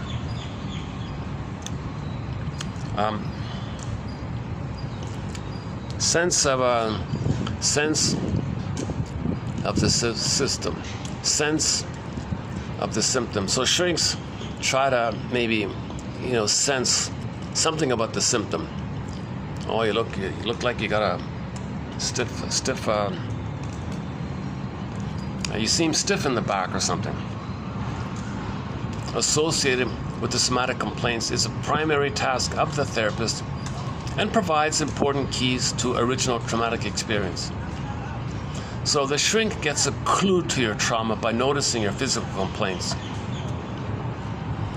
After a lengthy exploration, the shrink can identify the original traumatic experience. Maybe, that's the theory. Some can, some can't. The client can then accept it into his or her conscious experience. When this occurs, the unconscious somatic disguise is assumed to be no longer necessary and the somatic symptoms should cease. So it's once in a blue moon, someone is able to get an emotional, physical release upon hearing about that they were angry at the mother and it's going in the body. Oh, that's what it is. And they get released. That's rare. Sarno says he witnessed it. Rosanoff says he witnessed it. It's sort of the exception, not the norm. Maybe people who are close to accepting the truth, maybe like that. Both participants who wrote about their traumas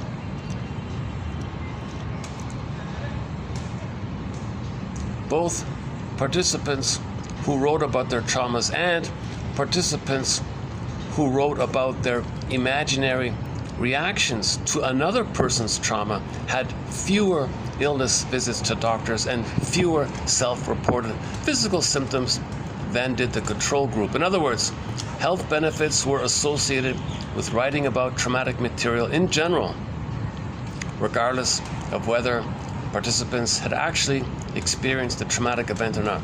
So maybe we can add another self-help exercise. Let's add another self-help exercise.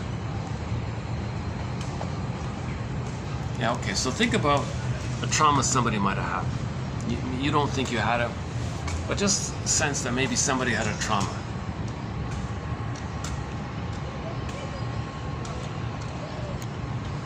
Yeah. So let's say, I don't know. Jesus. The mother's only a teenager. The fellow took off or something. Now she's a single mother. So imagine a boy being born to a woman, and all he has is the mother, and there's no father around, and there's no support system around. She's alone, let's say. There's no parents on her side, no relatives on her side. So she's got to struggle raising the baby while she still has to work as a cleaner or something, and she's carrying the baby around, doing the best she can. Or what about a celebrity? What about Marilyn Monroe or something like that? Imagine experiencing something that a famous person experienced. So never mind, each person can decide on their own. So the exercise is, imagine that you're going to write about a trauma that you didn't experience, but just pretend that you had it and write about it. You may slip in something about yourself while you're doing it. So you're giving yourself, like you're bypassing your censor, your resistant. Well, it's not me, I'm just talking about someone else's trauma. It's okay, it's not me, so you're slipping it through like that. But the act of writing it and slipping it through like that, you may start to formulate, piece things together, pieces of the puzzle together, right? You got to put the pieces of the puzzle together. So you got to use whatever little devices you can, right? Let's think of another example. Hold on a second. What about a stray cat? Imagine you're a stray cat. Imagine you're a stray cat and you had to abandon one of your kittens and that kitten was abandoned, but somehow survived on his own. Write about that kitten. Write about that abandoned kitten.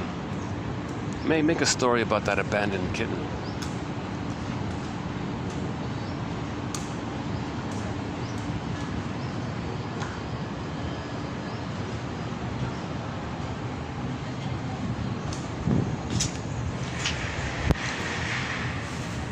Okay, to be updated, that one.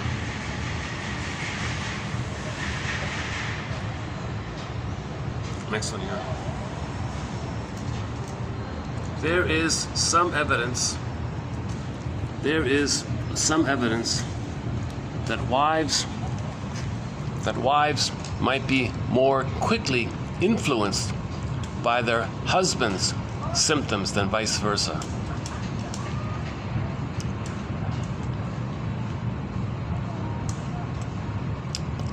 Okay, antidepressants may be effective in treating some symptoms of depression following a bereavement period, but no pill has been designed to relieve the pangs of yearning associated with complicated grief. Yeah, no way. No pill is gonna correct your psychic structure.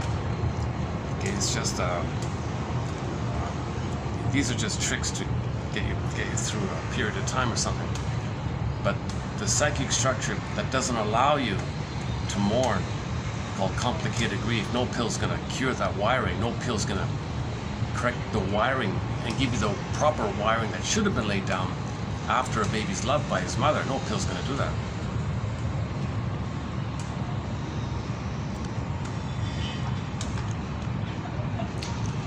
Grief symptoms. Okay, so one person's list of grief symptoms they've got here. So if there's a loss, you may experience pangs of distressing yearnings, intrusive thoughts, strong emotions, feeling alone and empty, avoiding tasks for fear that they would stimulate memories of the deceased, unusual sleep disturbances, and loss of interest in personal activities. So they were saying this. There's a difference between like just grief when somebody's gone versus depression. We don't have a thread on that topic, so I'm kind of out of my zone there.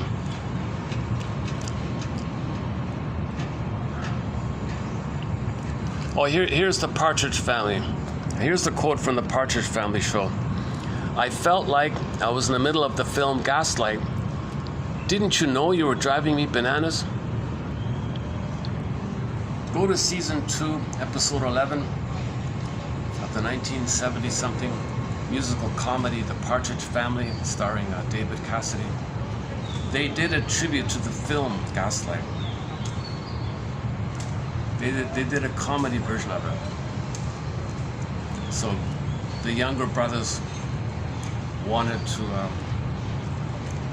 they would nick personal items of their famous older brother, knowing that they could sell it to the girls to make money. They wanted to raise money to buy a gift for their mother or something. So the older brother, Keith, right? Yeah. Hey, where's my, what happened to my socks here? Where are my socks? I don't know what you're talking about. There were no socks here. Yes, there were. No, there weren't. Yes, there were. No, there. What about my comb? Where's my comb? I don't know. You must have lost it. No, I had it. Was right. It was just right. I saw it a minute ago. I don't know what you're talking about. There was no comb there. I didn't see any comb. They did this whole gaslighting thing. They would deny his reality, and he was going crazy by it. So the kids got caught, and they apologized. And he said to them, "You know, you guys," to the younger brother, "I felt like I was in the middle of that psychological terror film, that psychological nightmare film called Gaslight, 1944 film. I felt like I was in the middle of that film." The kids were just little kids. Come on, we didn't mean it that way.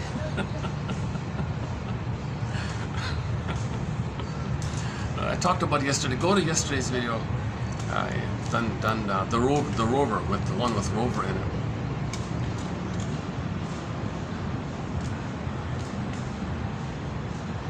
We're just little kids. We're not terrorizing you.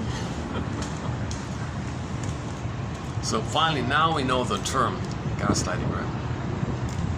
So look at that, 1944, right? What's that? 56. So what, I don't know, 70, almost, I don't know, 80 years, whatever, roughly 80 years later, now it's in the regular conversation, right? So it's a psychological, passive-aggressive technique to do so. It's a very hostile thing to do. It's a filled with contempt to lie to somebody like that. Now in the film's version, it was intentional to make her lose her mind. He intentionally wanted to make her lose her mind so he could take over the house and all that. That was a really sad story like that. In the benign one, in the Partridge Family, they were just trying to raise money for the mother, to buy a gift for the mother. So they took some harmless little things, his comb and all that. But he...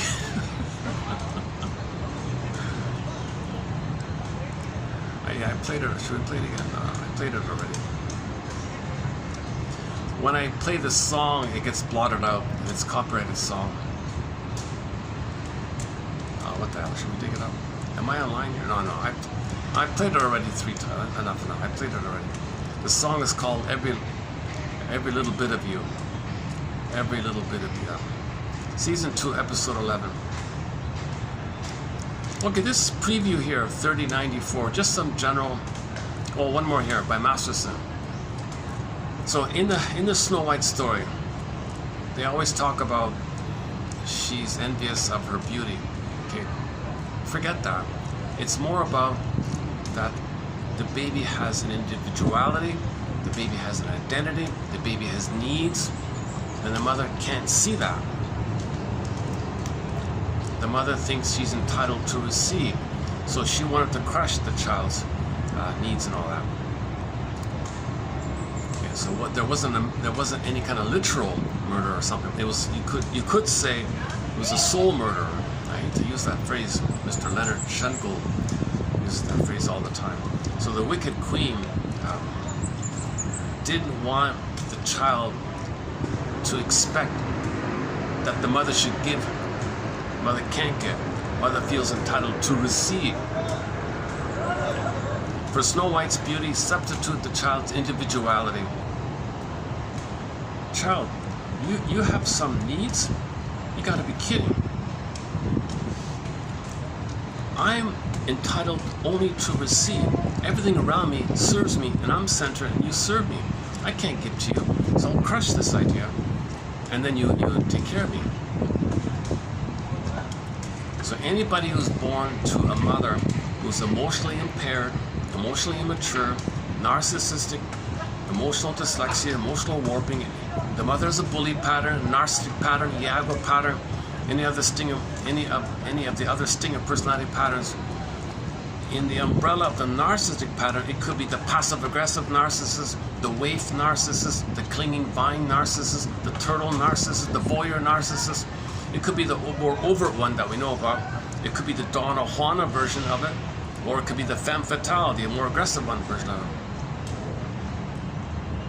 Okay, so from the child's point of view, the good mother dies at birth, and poof, the same woman is seen like the wicked queen. They're not separate entities. It's the same woman, but from the baby's perception, he splits it up.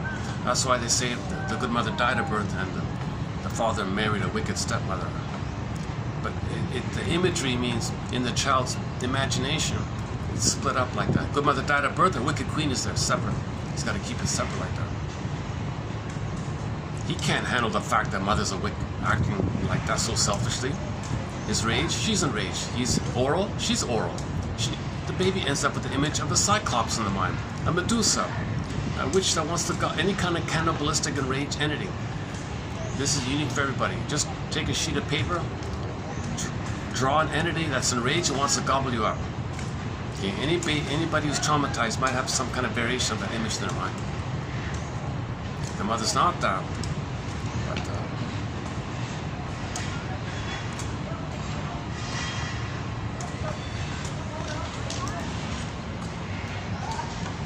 okay, we talked a lot about Snow White recently. My goodness. So we do the dwarves as miners mining up psychological truth, psychological gems, psychological growth, mining it up. So when you realize that your soul is frozen like Snow White's in a coma, the minors are mining up information, make the unconscious conscious. So we talk about the comb and the laces and the apple and the whole thing, and so on.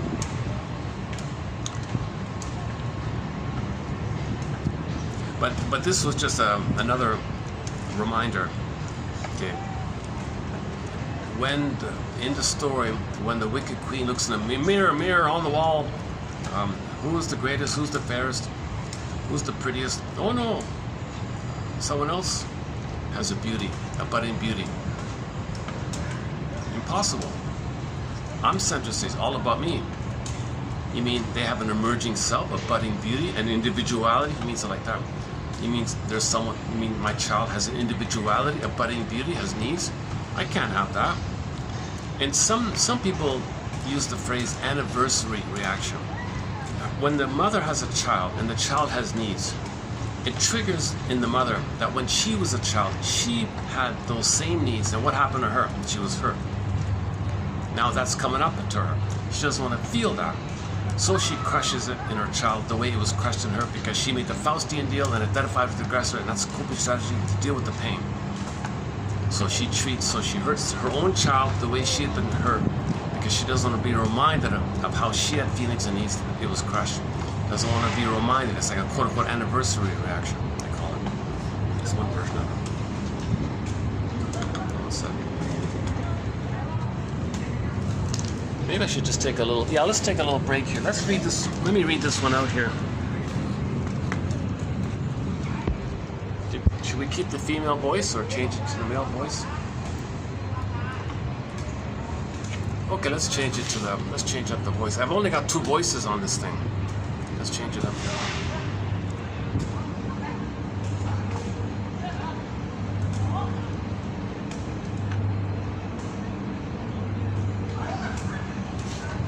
Okay, so here's a preview of 3094.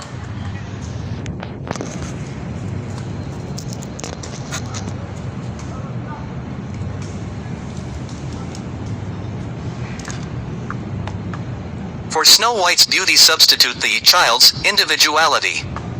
J.F. Masterson. Traumatized individuals respond automatically to current stressful situations with thoughts, feelings, and behaviors more appropriate to the degree of threat involved in the trauma than to current environmental contingencies. When an individual is intensely upset about a traumatic event, memories cannot be integrated into a personal narrative, resulting in the memory being stored as sensory perceptions, obsessional ruminations, or behavioral reenactments. Traumatized individuals often narrow their attentional focus to be on guard for sources of potential threat. Hence, they are prepared for action, fight or flight. They will likely have increased heart rate, sweaty palms, and other symptoms of autonomic arousal. This phenomenon can be experienced too much of the time, chronic physiological overarousal, a state particularly inappropriate because there is often no current threat to be concerned with. Because this physiological arousal is similar to the physiological state that was present during the onset of the traumatic memory, i.e., during the experience itself, the individual will more readily recall memories of the traumatic event, state-dependent recall. This can result in the experience of involuntary intrusions of the traumatic event, which further increases physiological arousal. This vicious cycle clearly perpetuates both the negative physiological and psychological aspects of traumatic memories. J. Smith and M. Greenberg.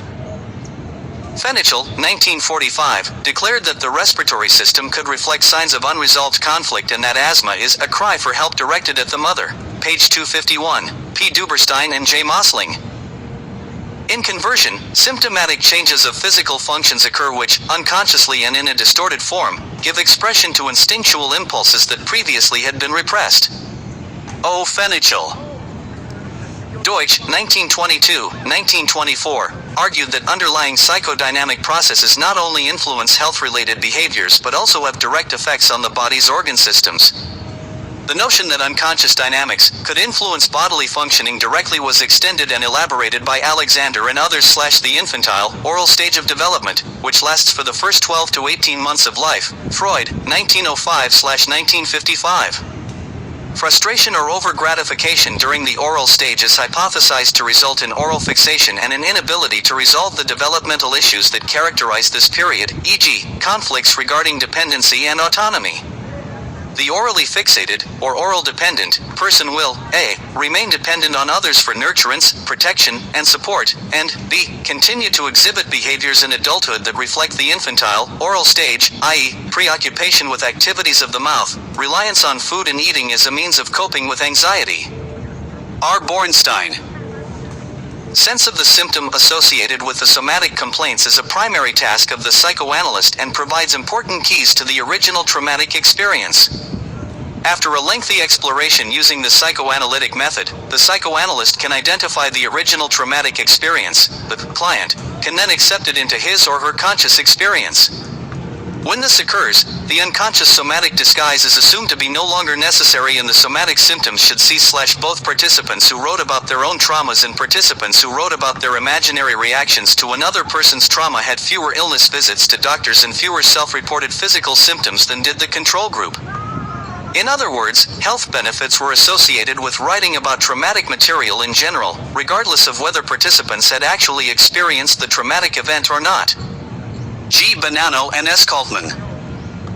There is some evidence that wives might be more quickly influenced by their husband's symptoms than vice versa. Antidepressants may be effective in treating some symptoms of depression following a bereavement period, but no drug has been designed to relieve the pangs of yearning associated with complicated grief. P. Duberstein / grief symptoms. Intense intrusive thoughts, pangs of severe emotion, distressing yearnings, feeling excessively alone and empty, excessively avoiding tasks for fear that they would stimulate memories of the deceased, unusual sleep disturbances, and loss of interest in personal activities. P. Duberstein referencing M. Horowitz et al. The distraction from mortality thoughts may contribute to the failure changes in lifestyle. Excessive use of may occur in part to avoid self-awareness. Vulnerability denial in response to thoughts of mortality may lead people to risky activities and the avoidance of medical attention. J. Arndt et al. I felt like I was in the middle of the film Gaslight. Didn't you know you were driving me bananas?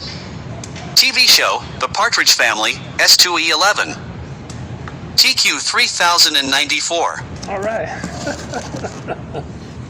That's a new thing. Yeah, I said that. It's reading the TQ at the end. Last time I would never read that last line for some reason.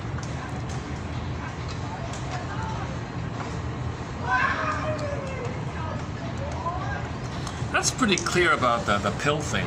No pill thing is going to erase the traumatic script laid down. Human connections lead to neural connections. The interpersonal leads to the intrapsychic. No pill's going to change your template. You got a template. Come on, no pill's going to change your template. We consciously have to shine a line on the template, shine a light on it. Emily Dickinson, I am out with lantern in search of myself. You got to be like Theseus and have a thread, something that guides you. Perseus has the reflecting quality of the shield. Sort of discernment, discrimination, discerning, reflecting. Thesis. You got to resolve oppositional thinking. Get it to both ends. You got to face the someday complex, the money complex, the guilt complex, and other complexes. You got to study defense mechanisms. The Faustian deal, identification with the aggressor, projection, projective identification, repetition compulsion. Man, oh man. You got to have the general spear of making the unconscious conscious. Free association, dream interpretation, and maybe this new one today. Imagine you were born in a developing country, and you're like a child born there, and you imagine what happened to you there, and now from that point of view, write about yourself, write about your trauma.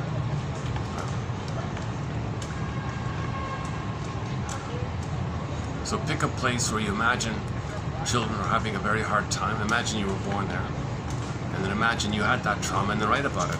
That might bypass your resistance because you're not writing about yourself. You're writing about this imaginary kid in another far off place. So you bypass it, then you can write about it. The bypass. So you got to find some ways to bring it up like that. Like Mr. Ibsen basing his the inappropriateness of his mother on him. So why would the mother do that? Why would the mother feel entitled to do such a thing to the son? Man, oh man. Well, if she was never nursed, if she was never held and nursed, again, when there's trauma, we have the unconscious hope for the fulfillment of old unfulfilled needs. So the mother turns to the baby, baby, you're going to nurse me and take care of me and be everything for me. You're going to be what my mother should have done, and I'm going to hurt you to make sure that happens. You're going to cling to my apron strings. Even at the end of life, even when you're 90, you're going to call me mother, wife.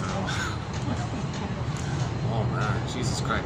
So this mother created a permanent source of symbolic mother supply. She was constantly, repetition compulsion, trying to get mother's love through the kid. No kid can be a mother's mother. Okay. Yesterday we posted the quote, one of life's little switches. One of life's little switches. One woman did this to her daughter in a TV show called Celebrity Playhouse episode, The Fleeting Years. The daughter grew up, didn't have a clue about herself. Confused, no sense of agency, no sense of interest, no sense of hobbies and curiosity. What does she like? Where should she go? What should she do? What should she study? How to have a relationship? She didn't know. She was like really numb or something. So, long story short, she realized what happened. Said to the mother, you know, mother, shrinks are always railing about mothers to do this kind of thing.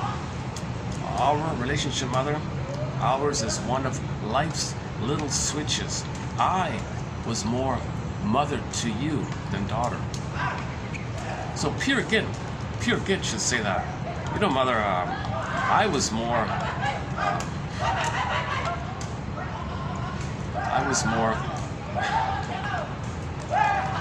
husband and mother. Husband's code for mother, actually. I was more husband, mother, and father to you than son. I was never a son to you. You never treated me like a son. That's why you had to escape. You became a Peter Pan.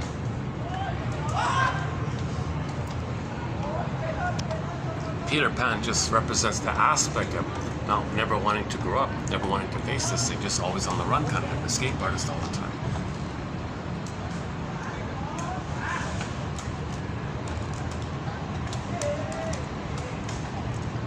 So Ibsen writing that in the play, that conclusion like that. So he's getting a realization himself about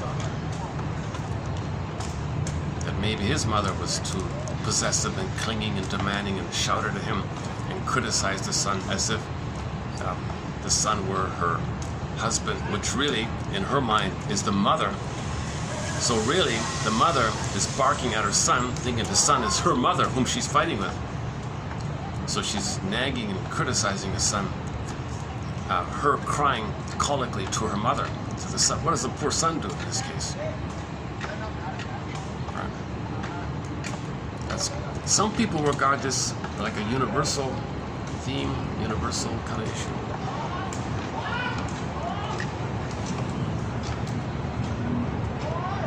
Similar to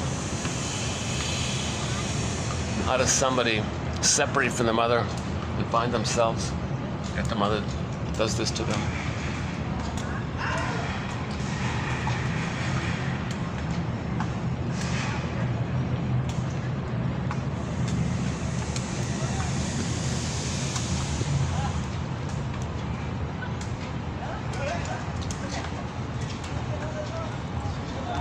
Yesterday, is that the Masterson one? Okay, I'll read the Masterson one when we get there. Now let's do today's one, 3069. Okay, I did a preview of this about a month ago. This is on the topic of money.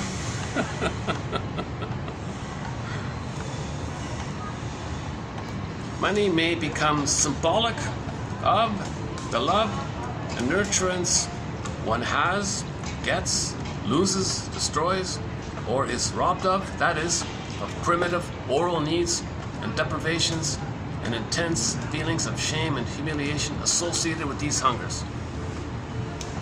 Money represents, replaces, and promises the desired object of narcissistic gratification. one musician said, quote, "I didn't become a musician for money. I only ever wanted the money because it was symbolic of love."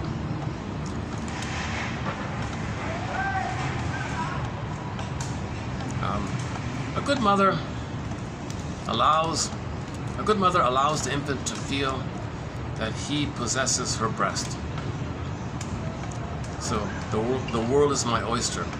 The mother's meant to allow the child the delusion that he owns the breast. It's his property, it's his possession, it's mine. You know, the mother says, yeah, it's okay. A good mother allows the baby to feel that he possesses her breast, and only either he'll wean himself naturally, most people say they'll wean themselves naturally off it, or maybe she might gradually do it. But if there's a problem there, then in what sense does money take over from the primary relationship with the breast? So if there's a problem there, transfer that breast onto money. Now money fills in as a continuation of the problem with the breast. Now you want to own money thinking you want to own the breast. The baby was supposed to own the breast. If you didn't get that experience, he's obsessed with owning money, money being a symbol of the breast. Money's a symbol of mother, money's a symbol of love, money's a symbol of the breast. The baby's supposed to own the breast. The baby begins from an assumption that everything is mine, or at least that there is no sense in which anything is not mine. For an infant, the breast belongs to him and is him. That's the key, and is him. See the fusion. He's one with the breast, so he is the breast. And he owns the breast. And the breast is him, and he's the breast. It's all blurred up. It's all one. So that's why the baby feels like he's losing himself if he loses the breast. That's why people might be really aggressive, but they're hoarding in the money because they might lose themselves. So in money neurosis reflects this kind of area. When there's a money neurosis, it means the problems with the nursery are transferred onto the money, and your dealings with money reflect that old neurosis, that old problem, unmet needs, and so on. It's called money neurosis. So reference Bergler's book, Money and Emotional Conflicts, 1951, very good book. Where are we here? From then on, the question of ownership matters. Property rights matters to each one of us. The school child fights for her pencil case and her mobile phone when another child takes it. Adults transfer that to the adults. Adults move on to more demanding relationships with property, buying cars and houses which can cost many times their annual earnings.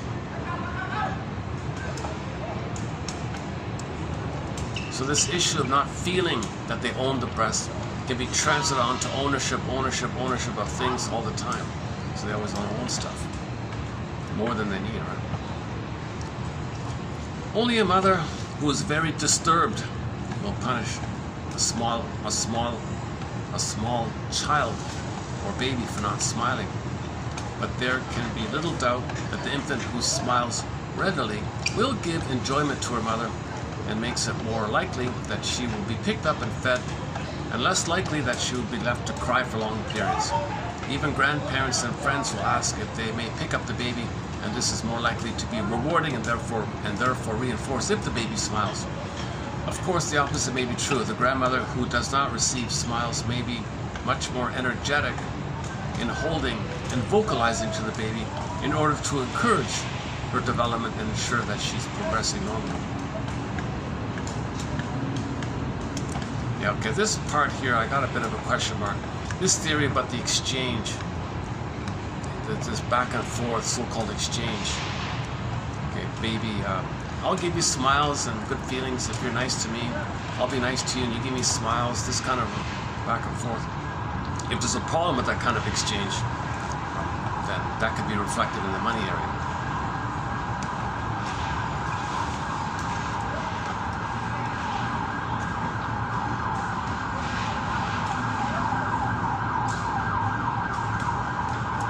mothers who are inclined, I prefer the paper, I prefer the printout. It's easier with the printout, right? I'm experimenting going paperless, just doing it on the phone here, but it's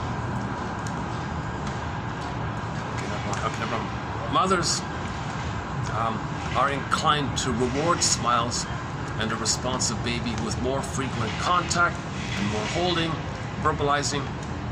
One young mother sat in a chair beside the cot, holding her baby aged about 3 months, and read her stories. Clearly, there was no way the baby could understand Curious George, but she loved the sound of her mother's voice, and she provided the rewards of solemn attention and eye contact, followed in due course by smiles, quote-unquote, the gift economy. The gift economy therefore begins to have an element of barter, of the order of, quote, "Mother, I will smile at you if you give me your nipple."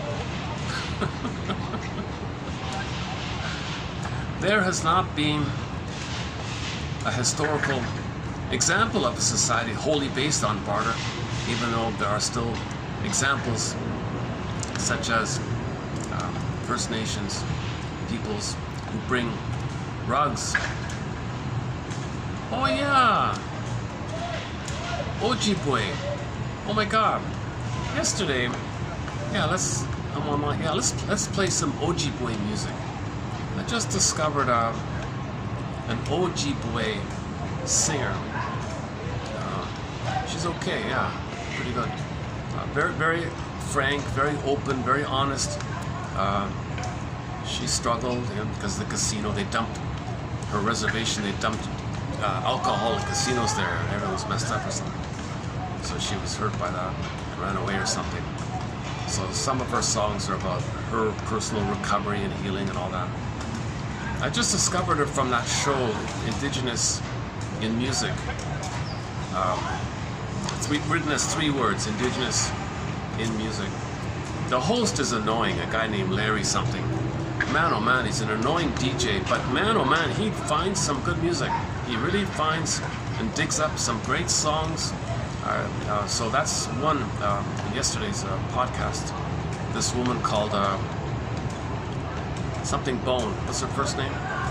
Her last name is Bone. Teresa? No. Tracy Bone. Ojibwe from north of Winnipeg or something, somewhere in northern Manitoba or something, somewhere in that kind of area. So we'll play a couple of her tunes. Forgot about that. Somebody remind me to that.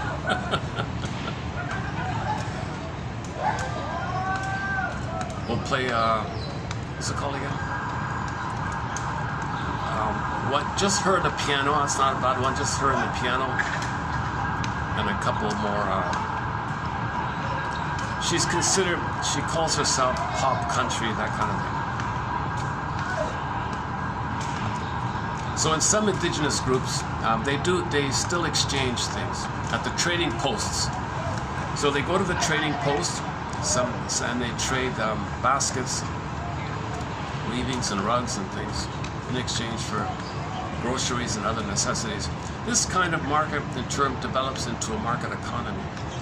The laws of supply and demand dominate the market, and the child begins to learn about the limits of supply and the pain of demand.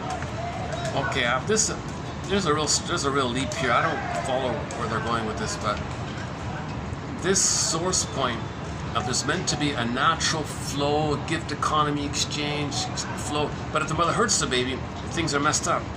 Well, you can see it messed up in the trading out there, right? With scams and this and that. That's a reflection that there wasn't a proper flowing. So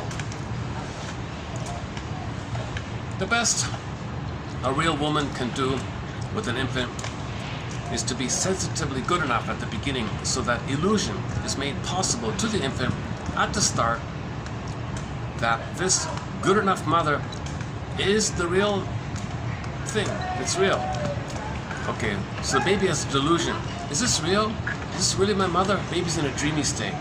Let him have the conclusion, oh, it was real. Mother did love me. That's the role of the mother, to have that authentic experience. The mother did love him. In the beginning, it was just a dream of love. He's not sure what it is. Oh, it was love. It was love. Would you be love? Play Bob Marley's song. All copyrighted. Money can symbolize anything one can give or take. Money can symbolize anything one can give or take. Milk, the breast, protection, gift. Breast is imbued with qualities going far beyond actual nourishment. It possesses everything that the infant desires. In the same vein, money at a later stage. Yeah. So the importance of the breast, you see, it's kind of like transferred onto money, right? If breast is felt as depriving and frustrating, this dynamic explains why greed for material possessions is never satisfied. Yeah, so money is a symbol of the mother. Those symbols are not real. Symbols are not real, but it's a symbol of the mother. So the trauma's still there. You're looking for mother. The symbol's not real. Trauma's still there. Now you're in this negative cycle called greed. And then that quote earlier of the traumas coming back to you. Now you're more stressed, more greedy, more stressed, more greedy. The set points, the oxytocin gets lower, the stress gets higher. Now you want more to placate your higher level of stress in the brain. So you're trying to get the proper oxytocin in the brain, but no money can change the wiring in your brain. The desire for fortune is a permutation of a desire for the breast. That is, money purchases things. Oh, we got one on here. Oh, here's one on Peer Gynt. When Peer Gynt, after a lifetime abroad, returns to Norway on board a ship, he first feels gratitude, because he did make a lot of money for being a rich man, followed by an urge to help the poor crew members with money. So for the first time, this old man, this stingy, miserly, greedy, extremely opportunistic, who cares about you, for the first time in his life, he's going to be nice to the poor crew members who helped him on the voyage like that. But wait a minute, when Peer Gynt hears that these poor, impoverished crew members have families waiting for them, nope, envy, nope, I don't give it to you, envy, so it didn't work, right? Now, I don't know what he's referring to, if this is part of the original Ibsen or just like a novel based on it or something. I didn't check it out. So the key, I personally think the key takeaway point is when the baby and the breast are one, the baby feels symbiotic bliss. He needed that for a period of time, right? That's failed. So you look for material, money, matter, cookies, tiramisu, goods, things you buy, money, possessions, matter. Okay, those are all symbolic of the breast. Now, nothing you buy can be the breast to the point where, well, A, it can't be the breast, B, no time machine, and number 3, you're not going to get the blissful oneness from a thing. The thing can't morph into the breast, no morphing machine. So the trauma's still there, so you're still kind of reaching. So let's try this. Is that a little better? Okay.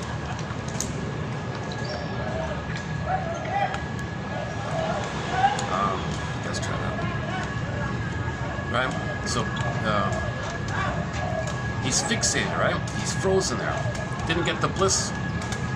The bliss that comes about when he's one with the breast. The mother feeds him and soothes him and holds him, recognizes him there, and the breast is there, the breast is present. There's a reverie, there's a attunement, there's a entrainment, there's a rapport, there's a relationship, rhythm of safety, rhythmic flow, back and forth, paradise, heaven, lullaby, rock and roll lullaby, everything's okay. Failed, oh my God, failed. no memory, no soothing interject, no holding interject, no internalized good object, psychic structure missing, deficient psychic structure, deficiency in the psychic, in the mind, in the memories like that. So you reach for it. Wait a minute, how do you reach for it? You're not in the nursery, how do you reach? Well, associations. Mother gives. Okay, something that can give me. If I get money, it can give me stuff. If I go shopping, it can give me stuff. So you associate like that. Didn't work. Money soothes. Okay, soothing. Okay, ice cream is soothing. Sweet, mother's sweetness and tenderness. Okay, things that are soft and things that are like sweets, like candies and sweets. So you go by these associations. It never works. You're disappointed. So the compulsion to repeat, repetition compulsion. Due to trauma, we have the compulsion to repeat. Due to the compulsion to repeat, because of the pain we're in, we transfer into the present and reenact and replay the past in the present. But in the present, you're not in the past, in the present, just symbols to fill in for the missing past. It doesn't work, so you're still there. You're still fixing, the thorn is still there, kind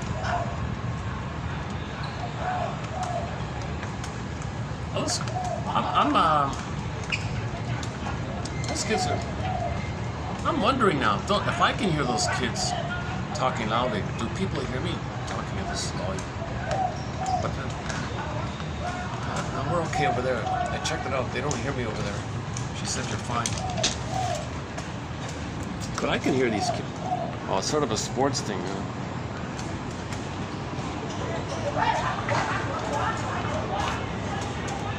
Actually, I'm tempted to go, yeah, look at that.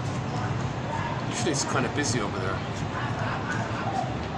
It's kind of nice sitting on the park, on the grass there.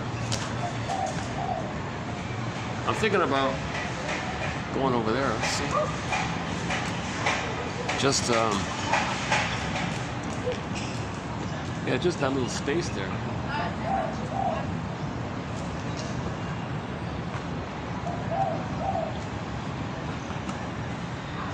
Or just be lazy and stay here.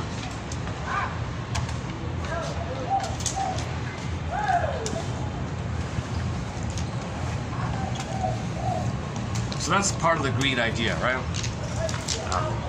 You have the unconscious hope for the fulfillment of old unfulfilled need. So there was an old unfulfilled need for the bliss of the time of oneness, symbiotic merging, fusion, blissful oneness with the breast. It wasn't there. So now you look for symbols of the breast. The most powerful symbol of the breast is money. So when money's being used as an imaginary breast and it can't give you the bliss, that's a money neurosis. You're not using money in an adult way, a rational way. So you're greedy, greedy, greedy. Now mother was depriving, so you become miserly. If mother was miserly, you become her, you're miserly towards others.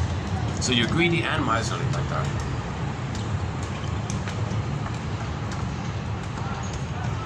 Okay, I did a preview of Burglar's quotes on the gold digger and the spendthrift and the miser. And actually those quotes are coming up in the next couple of days.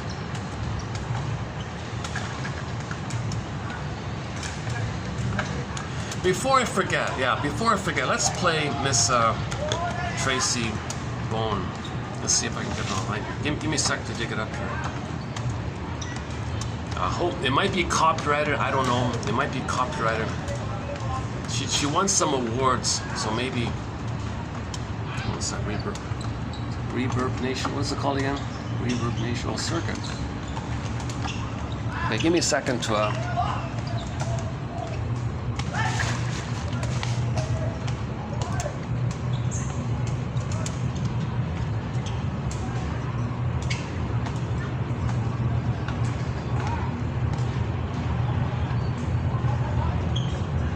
Okay, Tracy.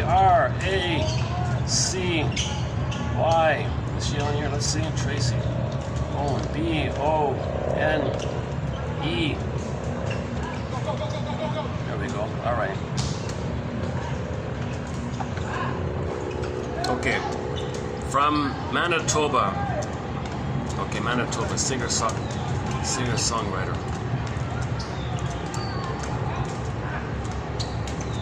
Okay, let's play a couple of them here.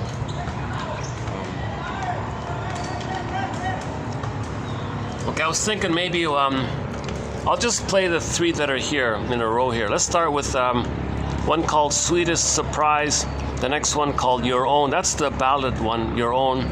and standards. Maybe do those three. And maybe the games one is also okay. So let's play some music here. Oh, hang on.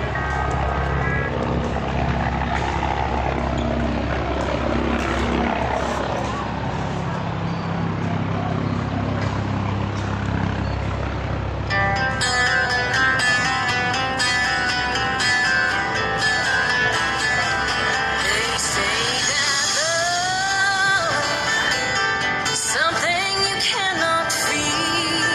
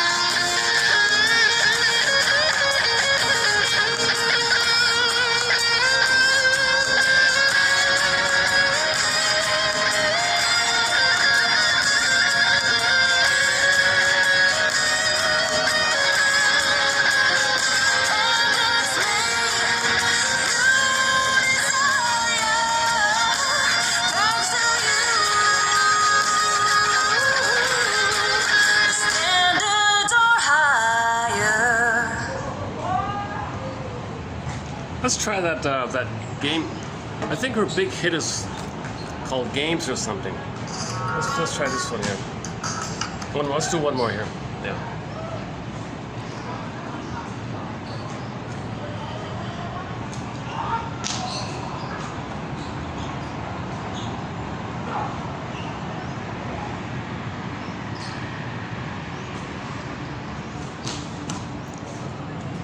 I love games as a little girl. Oh, here we go. Here we go.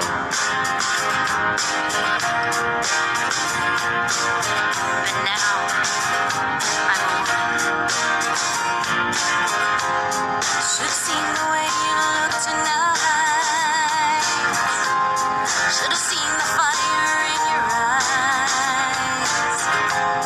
Can't say you looked this way before. Can't say anything more.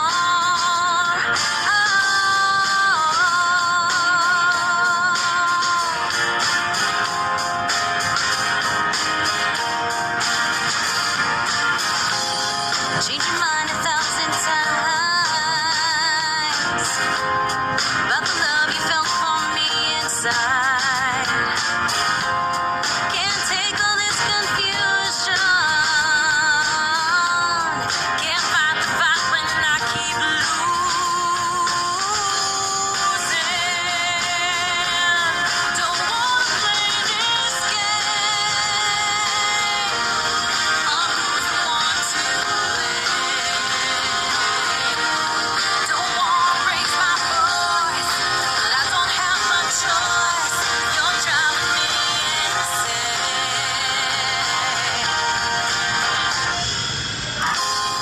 Made your choice to set me free. So live with it, just let me be. Playing with my mind and emotions.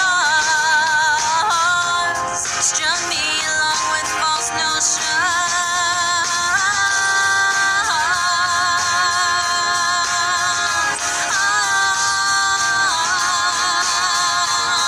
Don't wanna play this game.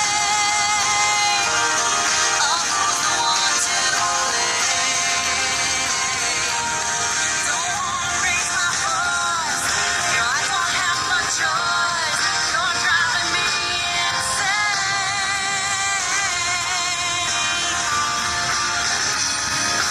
Took my heart and soul for granted. Took me on a crazy ride. You might have left me empty-handed. You can't take my pride.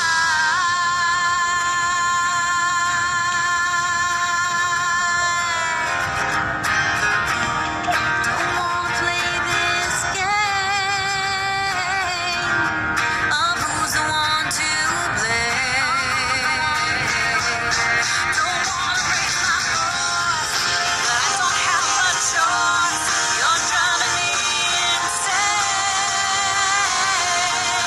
Don't wanna play this game of who's the one to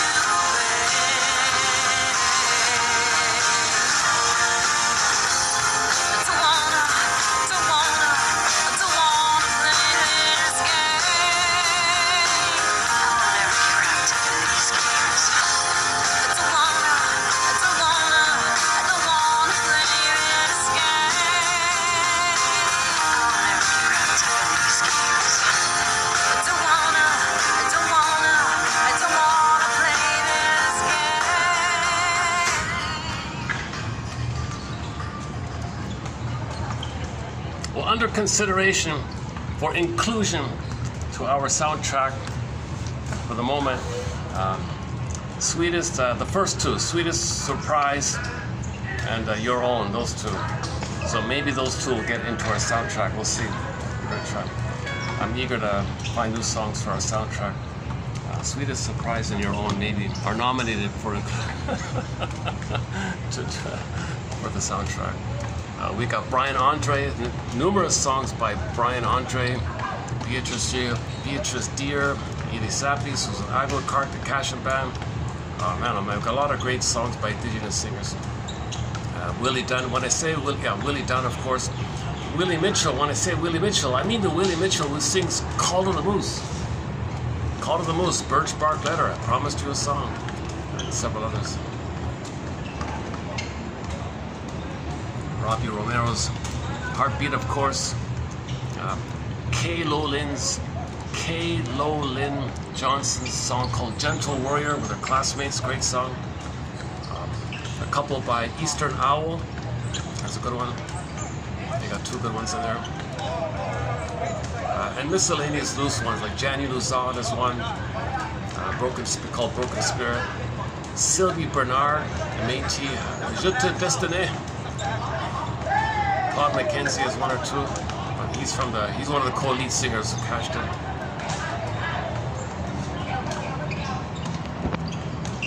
Susan Aglukark, a couple of hers. Buffy St. Marie, of course, a couple of hers.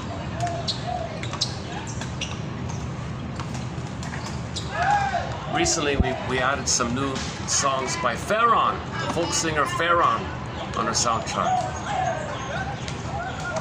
So we already have Ain't Life a Brook, Misty Mountain, It Won't Take Long, the revised one for It Won't Take Long, the sped up one, the jazzed up one.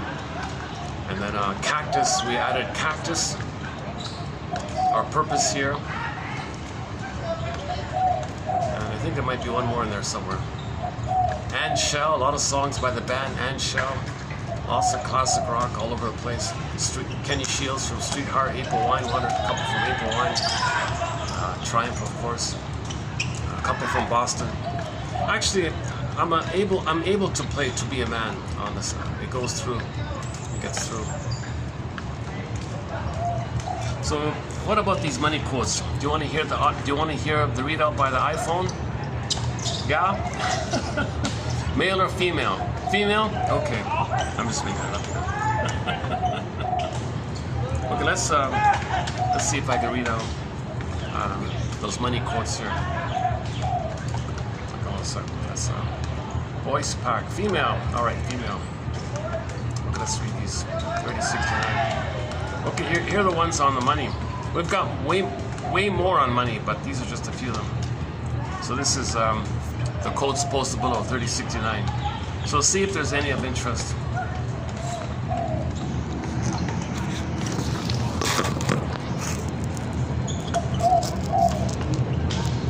Money may become symbolic of the love and nurturance one has, gets, loses, destroys, or is robbed of, that is, of primitive oral needs and deprivations and intense feelings of shame and humiliation associated with these hungers. S. Barbour. Money represents, replaces, and promises the desired object and narcissistic gratification. T. Conley and J Ingham. Iggy Pop said he didn't become a musician in order to get rich. I only ever wanted the money because it was symbolic of love and Chanan. Traditional psychiatry, Rosanoff, 1920, distinguished kleptomania from plain stealing, for example, of money or other valuables, on the grounds that the stolen object had symbolic rather than intrinsic value and was taken for reasons other than ordinary gain. Later it might be spontaneously returned to the owner, given to others, or simply thrown away. P. Castelnuovo-Tedesco. Purchased with money that Mr. C had stolen, a behavior indicative of his subconscious search for emotional support. X. Chiao. Ghetto, 1963, suggested that, for a thief, stolen goods function as a transitional object. They are at once both him and not him. Winnicott, 1953, wrote, thieving can be described in terms of an individual's unconscious urge to bridge a gap in continuity of experience in respect of a transitional object. 1953, p. 97.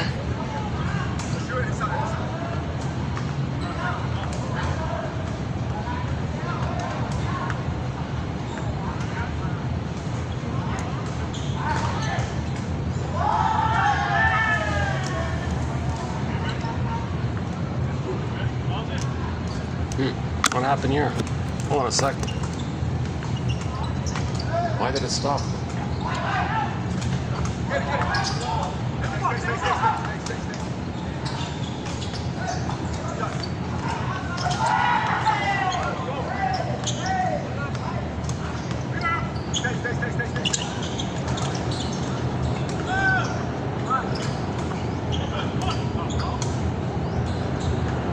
97.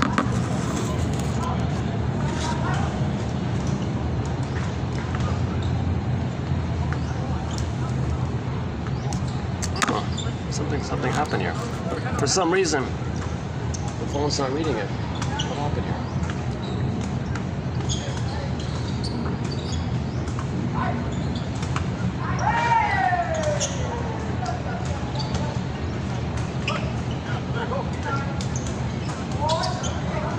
Let's try again. Let's try it with the male one then. Let's try it again. Money may become symbolic of the love and nurturance one has, gets, loses, destroys, or is robbed of, that is, of primitive oral needs and deprivations and intense feelings of shame and humiliation associated with these hungers. S. Barbour. Money represents, replaces, and promises the desired object and narcissistic gratification. T. Conley and J Ingham. Iggy Pop said he didn't become a musician in order to get rich. I only ever wanted the money because it was symbolic of love. M. Chanan. Traditional psychiatry, Rosanoff, 1920, distinguished kleptomania from plain stealing, for example, of money or other valuables, on the grounds that the stolen object had symbolic rather than intrinsic value and was taken for reasons other than ordinary gain. Later it might be spontaneously returned to the owner, given to others, or simply thrown away. P. Castelnuovo-Tedesco. Purchased with money that Mr. C had stolen, a behavior indicative of his subconscious search for emotional support. X. Chow. Ghetto, 1963, suggested that, for a thief, stolen goods function as a transitional object. They are at once both him and not him. Winnicott, 1953, wrote, thieving can be described in terms of an individual's unconscious urge to bridge a gap in continuity of experience in respect of a transitional object. 1953, p. 97. A good mother allows the infant to feel that he possesses her breast and only gradually disillusions him, introducing the separation brought about by the idea of property. In what sense does money take over from the primary relationship with the breast or early feeding? The baby begins from an assumption that everything is mine, or at least that there is no sense in which anything is not mine. For an infant, the breast belongs to him and is him. His own development and experience lead him to understand that it is actually under the control of a separate person. From then on, the question of property rights matters to each one of us. The school child fights for her pencil case and her mobile phone when another child tries to take it. Adults move on to more demanding relationships with property, buying cars and houses which can cost many times their annual earnings. Only a mother who is very disturbed will punish a small baby for not smiling, but there can be little doubt that the infant who smiles readily will give enjoyment to her mother that makes it more likely that she will be picked up and fed and less likely that she will be left to cry for long periods. Even grandparents and friends will ask if they may pick up the baby, and this is more likely to be rewarding and therefore reinforced if the baby smiles. Of course, the opposite may also be true. The grandmother who does not receive smiles may be much more energetic in holding and vocalizing to the baby in order to encourage her development and ensure that she is progressing normally. Mothers are inclined to reward smiles and a responsive baby with more frequent contact and more holding and verbalizing. One young mother sat in a chair beside the cot, holding her baby aged about 3 months, and read her stories. Clearly, there was no way the baby could understand Winnie the Pooh, but she loved the sound of her mother's voice and she provided the rewards of solemn attention and eye contact, followed in due course by smiles. The gift economy therefore begins to have an element of barter of the order, I will smile at you if you give me your nipple. There has not been a historical example of a society wholly based on barter, even though there are still examples such as North American Indians who bring rugs and baskets to trading posts to exchange for groceries and other necessities. This kind of market in turn develops into the market economy. The laws of supply and demand dominate the market, and the child begins to learn about the limits of supply and the pain of demand. L. Merton. The best a real woman can do with an infant is to be sensitively good enough at the beginning so that illusion is made possible to the infant at the start that this good enough mother is the good breast. J. Abram and J. Jolmond. Money can symbolize anything one can give or take: milk, breast, protection, gift. Breast is imbued with qualities going far beyond actual nourishment. It possesses everything that the infant desires. In the same vein, money at a later stage. If breast is felt as depriving and frustrating. This dynamic explains why greed for material possessions is never satisfied. P. Bunsell. The desire for fortune is a permutation of a desire for the mother/breast. That is, money purchases goods and services. M. Gleiserman. When Peer, after a lifetime abroad, returns to Norway on board a ship, he first feels gratitude for being a rich man, followed by an urge to help the poor crew members with money. When he hears that they have families waiting for them, his gratitude turns to envy. M. Allen. TQ 3069. And yesterday in 38, there's one by Desmond, the last one. Desmond, that's also a good one, similar to these kind of ones. And the burglar ones are coming up, so stay tuned. And actually, our song, our money song for this topic, our linked song for this topic, is a song simply called Money by a band called Uba Boot. But I play the cover of it by Beatrice Deer. Beatrice Deer does a cover of that band's song called Money in her original first language, Inuktitut, the Inuit people. We could play it here. How are we doing here? Let's check the time. Let's wrap it up here. 5:15. Yeah. Maybe I should start. We could go for a walk. Do you want to go for a walk somewhere? Oh, we could go for a walk, or should we walk around?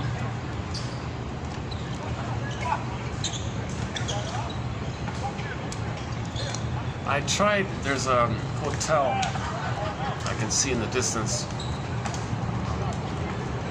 I tried to do videos there, but most of the music is copyrighted, so I can't go there. That's often the case with most hotel music.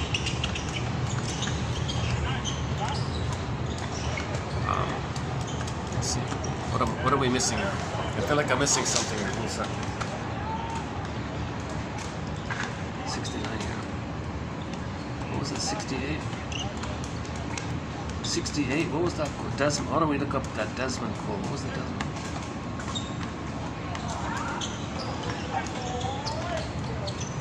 Now here's the Desmond one. For many people, money is a symbol of an unconscious, infantile desire to attain union, a deep sentimental bliss, a deep sentimental union,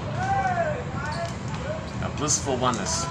So money is a symbol of a desire to attain blissful union with the original that was missing. Also, there's ambivalence involved, of course.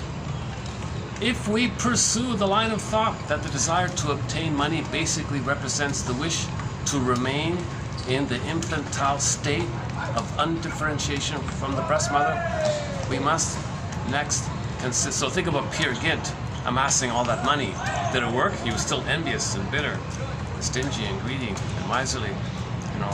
He was never happy, right? But he spent his whole life searching for symbolic breast that never worked. He was still envious. He wasn't a generativity, wasn't an adult, didn't care about others like that.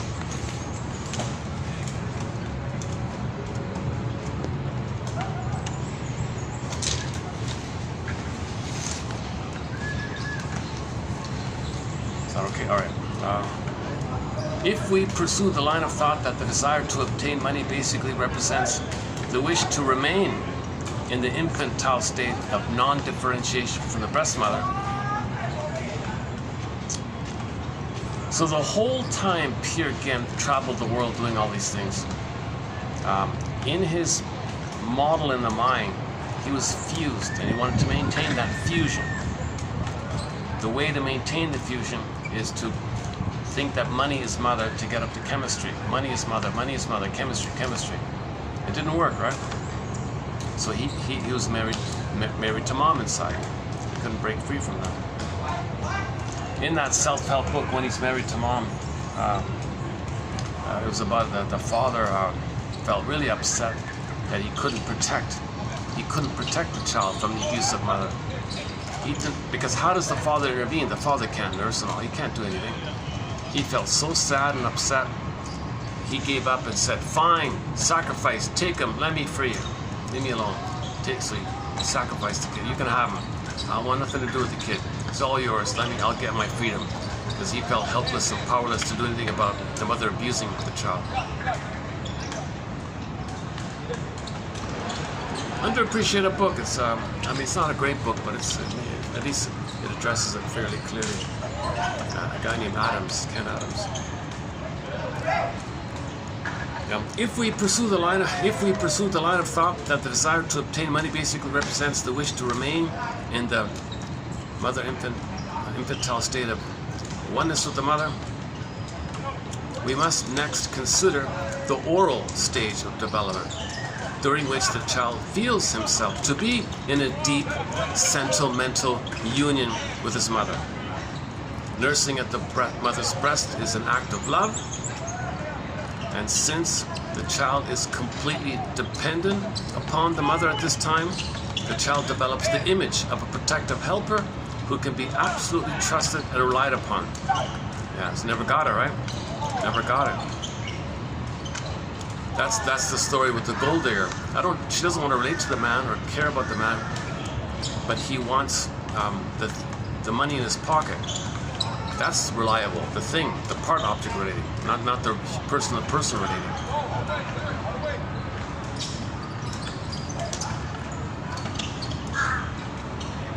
Identification with the maternal figure occurs during the nursing, suckling, which is psychically equivalent to an oral incorporation.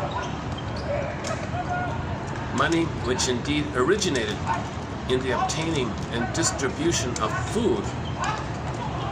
Oh, I missed something. What's this? Money, which indeed originated in the obtaining and distribution of food, thus symbolizes mother's milk and the emotional complexities associated with breastfeeding.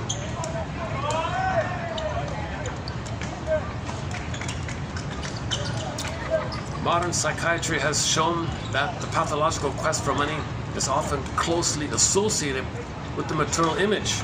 Such financial terms as the securities market, the bond market, bonding attachment securities suggest the emotional background of money. Okay, next part's extra. All right. Yeah, that's in 68. The first one in 68 was not bad, about acting out, repetition, compulsion. That's also not a bad one. So your mission, should you choose to accept it, submitted for your approval and consideration, of course, is to read the quotes below and see if there's anything of interest, or not. Don't read them.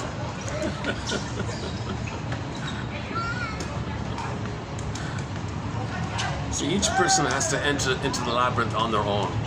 Each person has to enter into the labyrinth on their own. So the hope is that, and that was the lesson of the Peer Gynt story, right? The wise man said,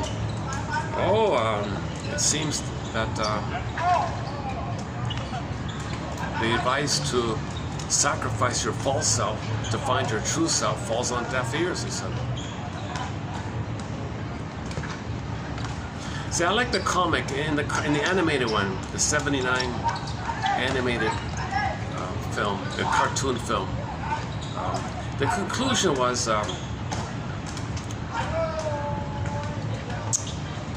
we don't know. It's a question mark. We don't know if Peer Gynt's gonna end it like in the novel, or if he'll start to search for a soul, or if we don't know. It's just left as a question mark, right?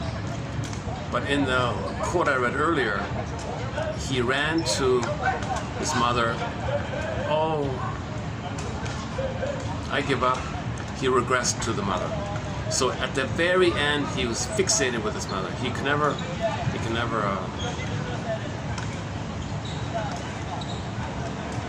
So he had died alone with himself. But who is he? He's one with the mother and the mind. And the mother's him.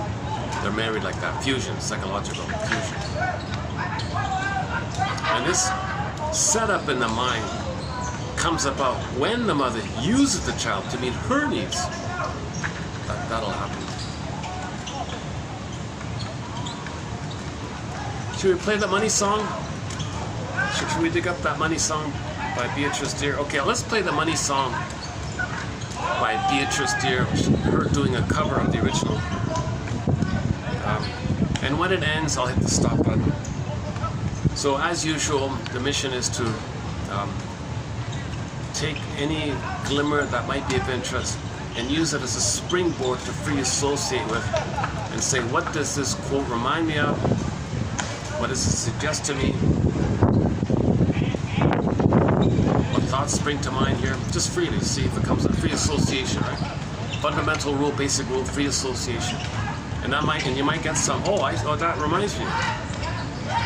When a feeling comes, validate the feeling by saying, I must have a very good reason for feeling this. What's the hardest thing about this feeling?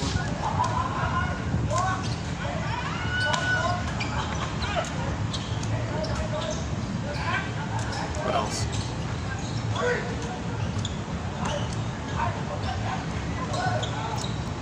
So Berger's term money neurosis means money is like a hook, and you hang your childhood neurosis onto the hook of money. So anything can be used as a hook. Money is a key one. So your unresolved problem with the mother, the conflict with the mother, the trauma with the mother, well, that trauma, you push it into the world of money. Now money is expressing this trauma in the past.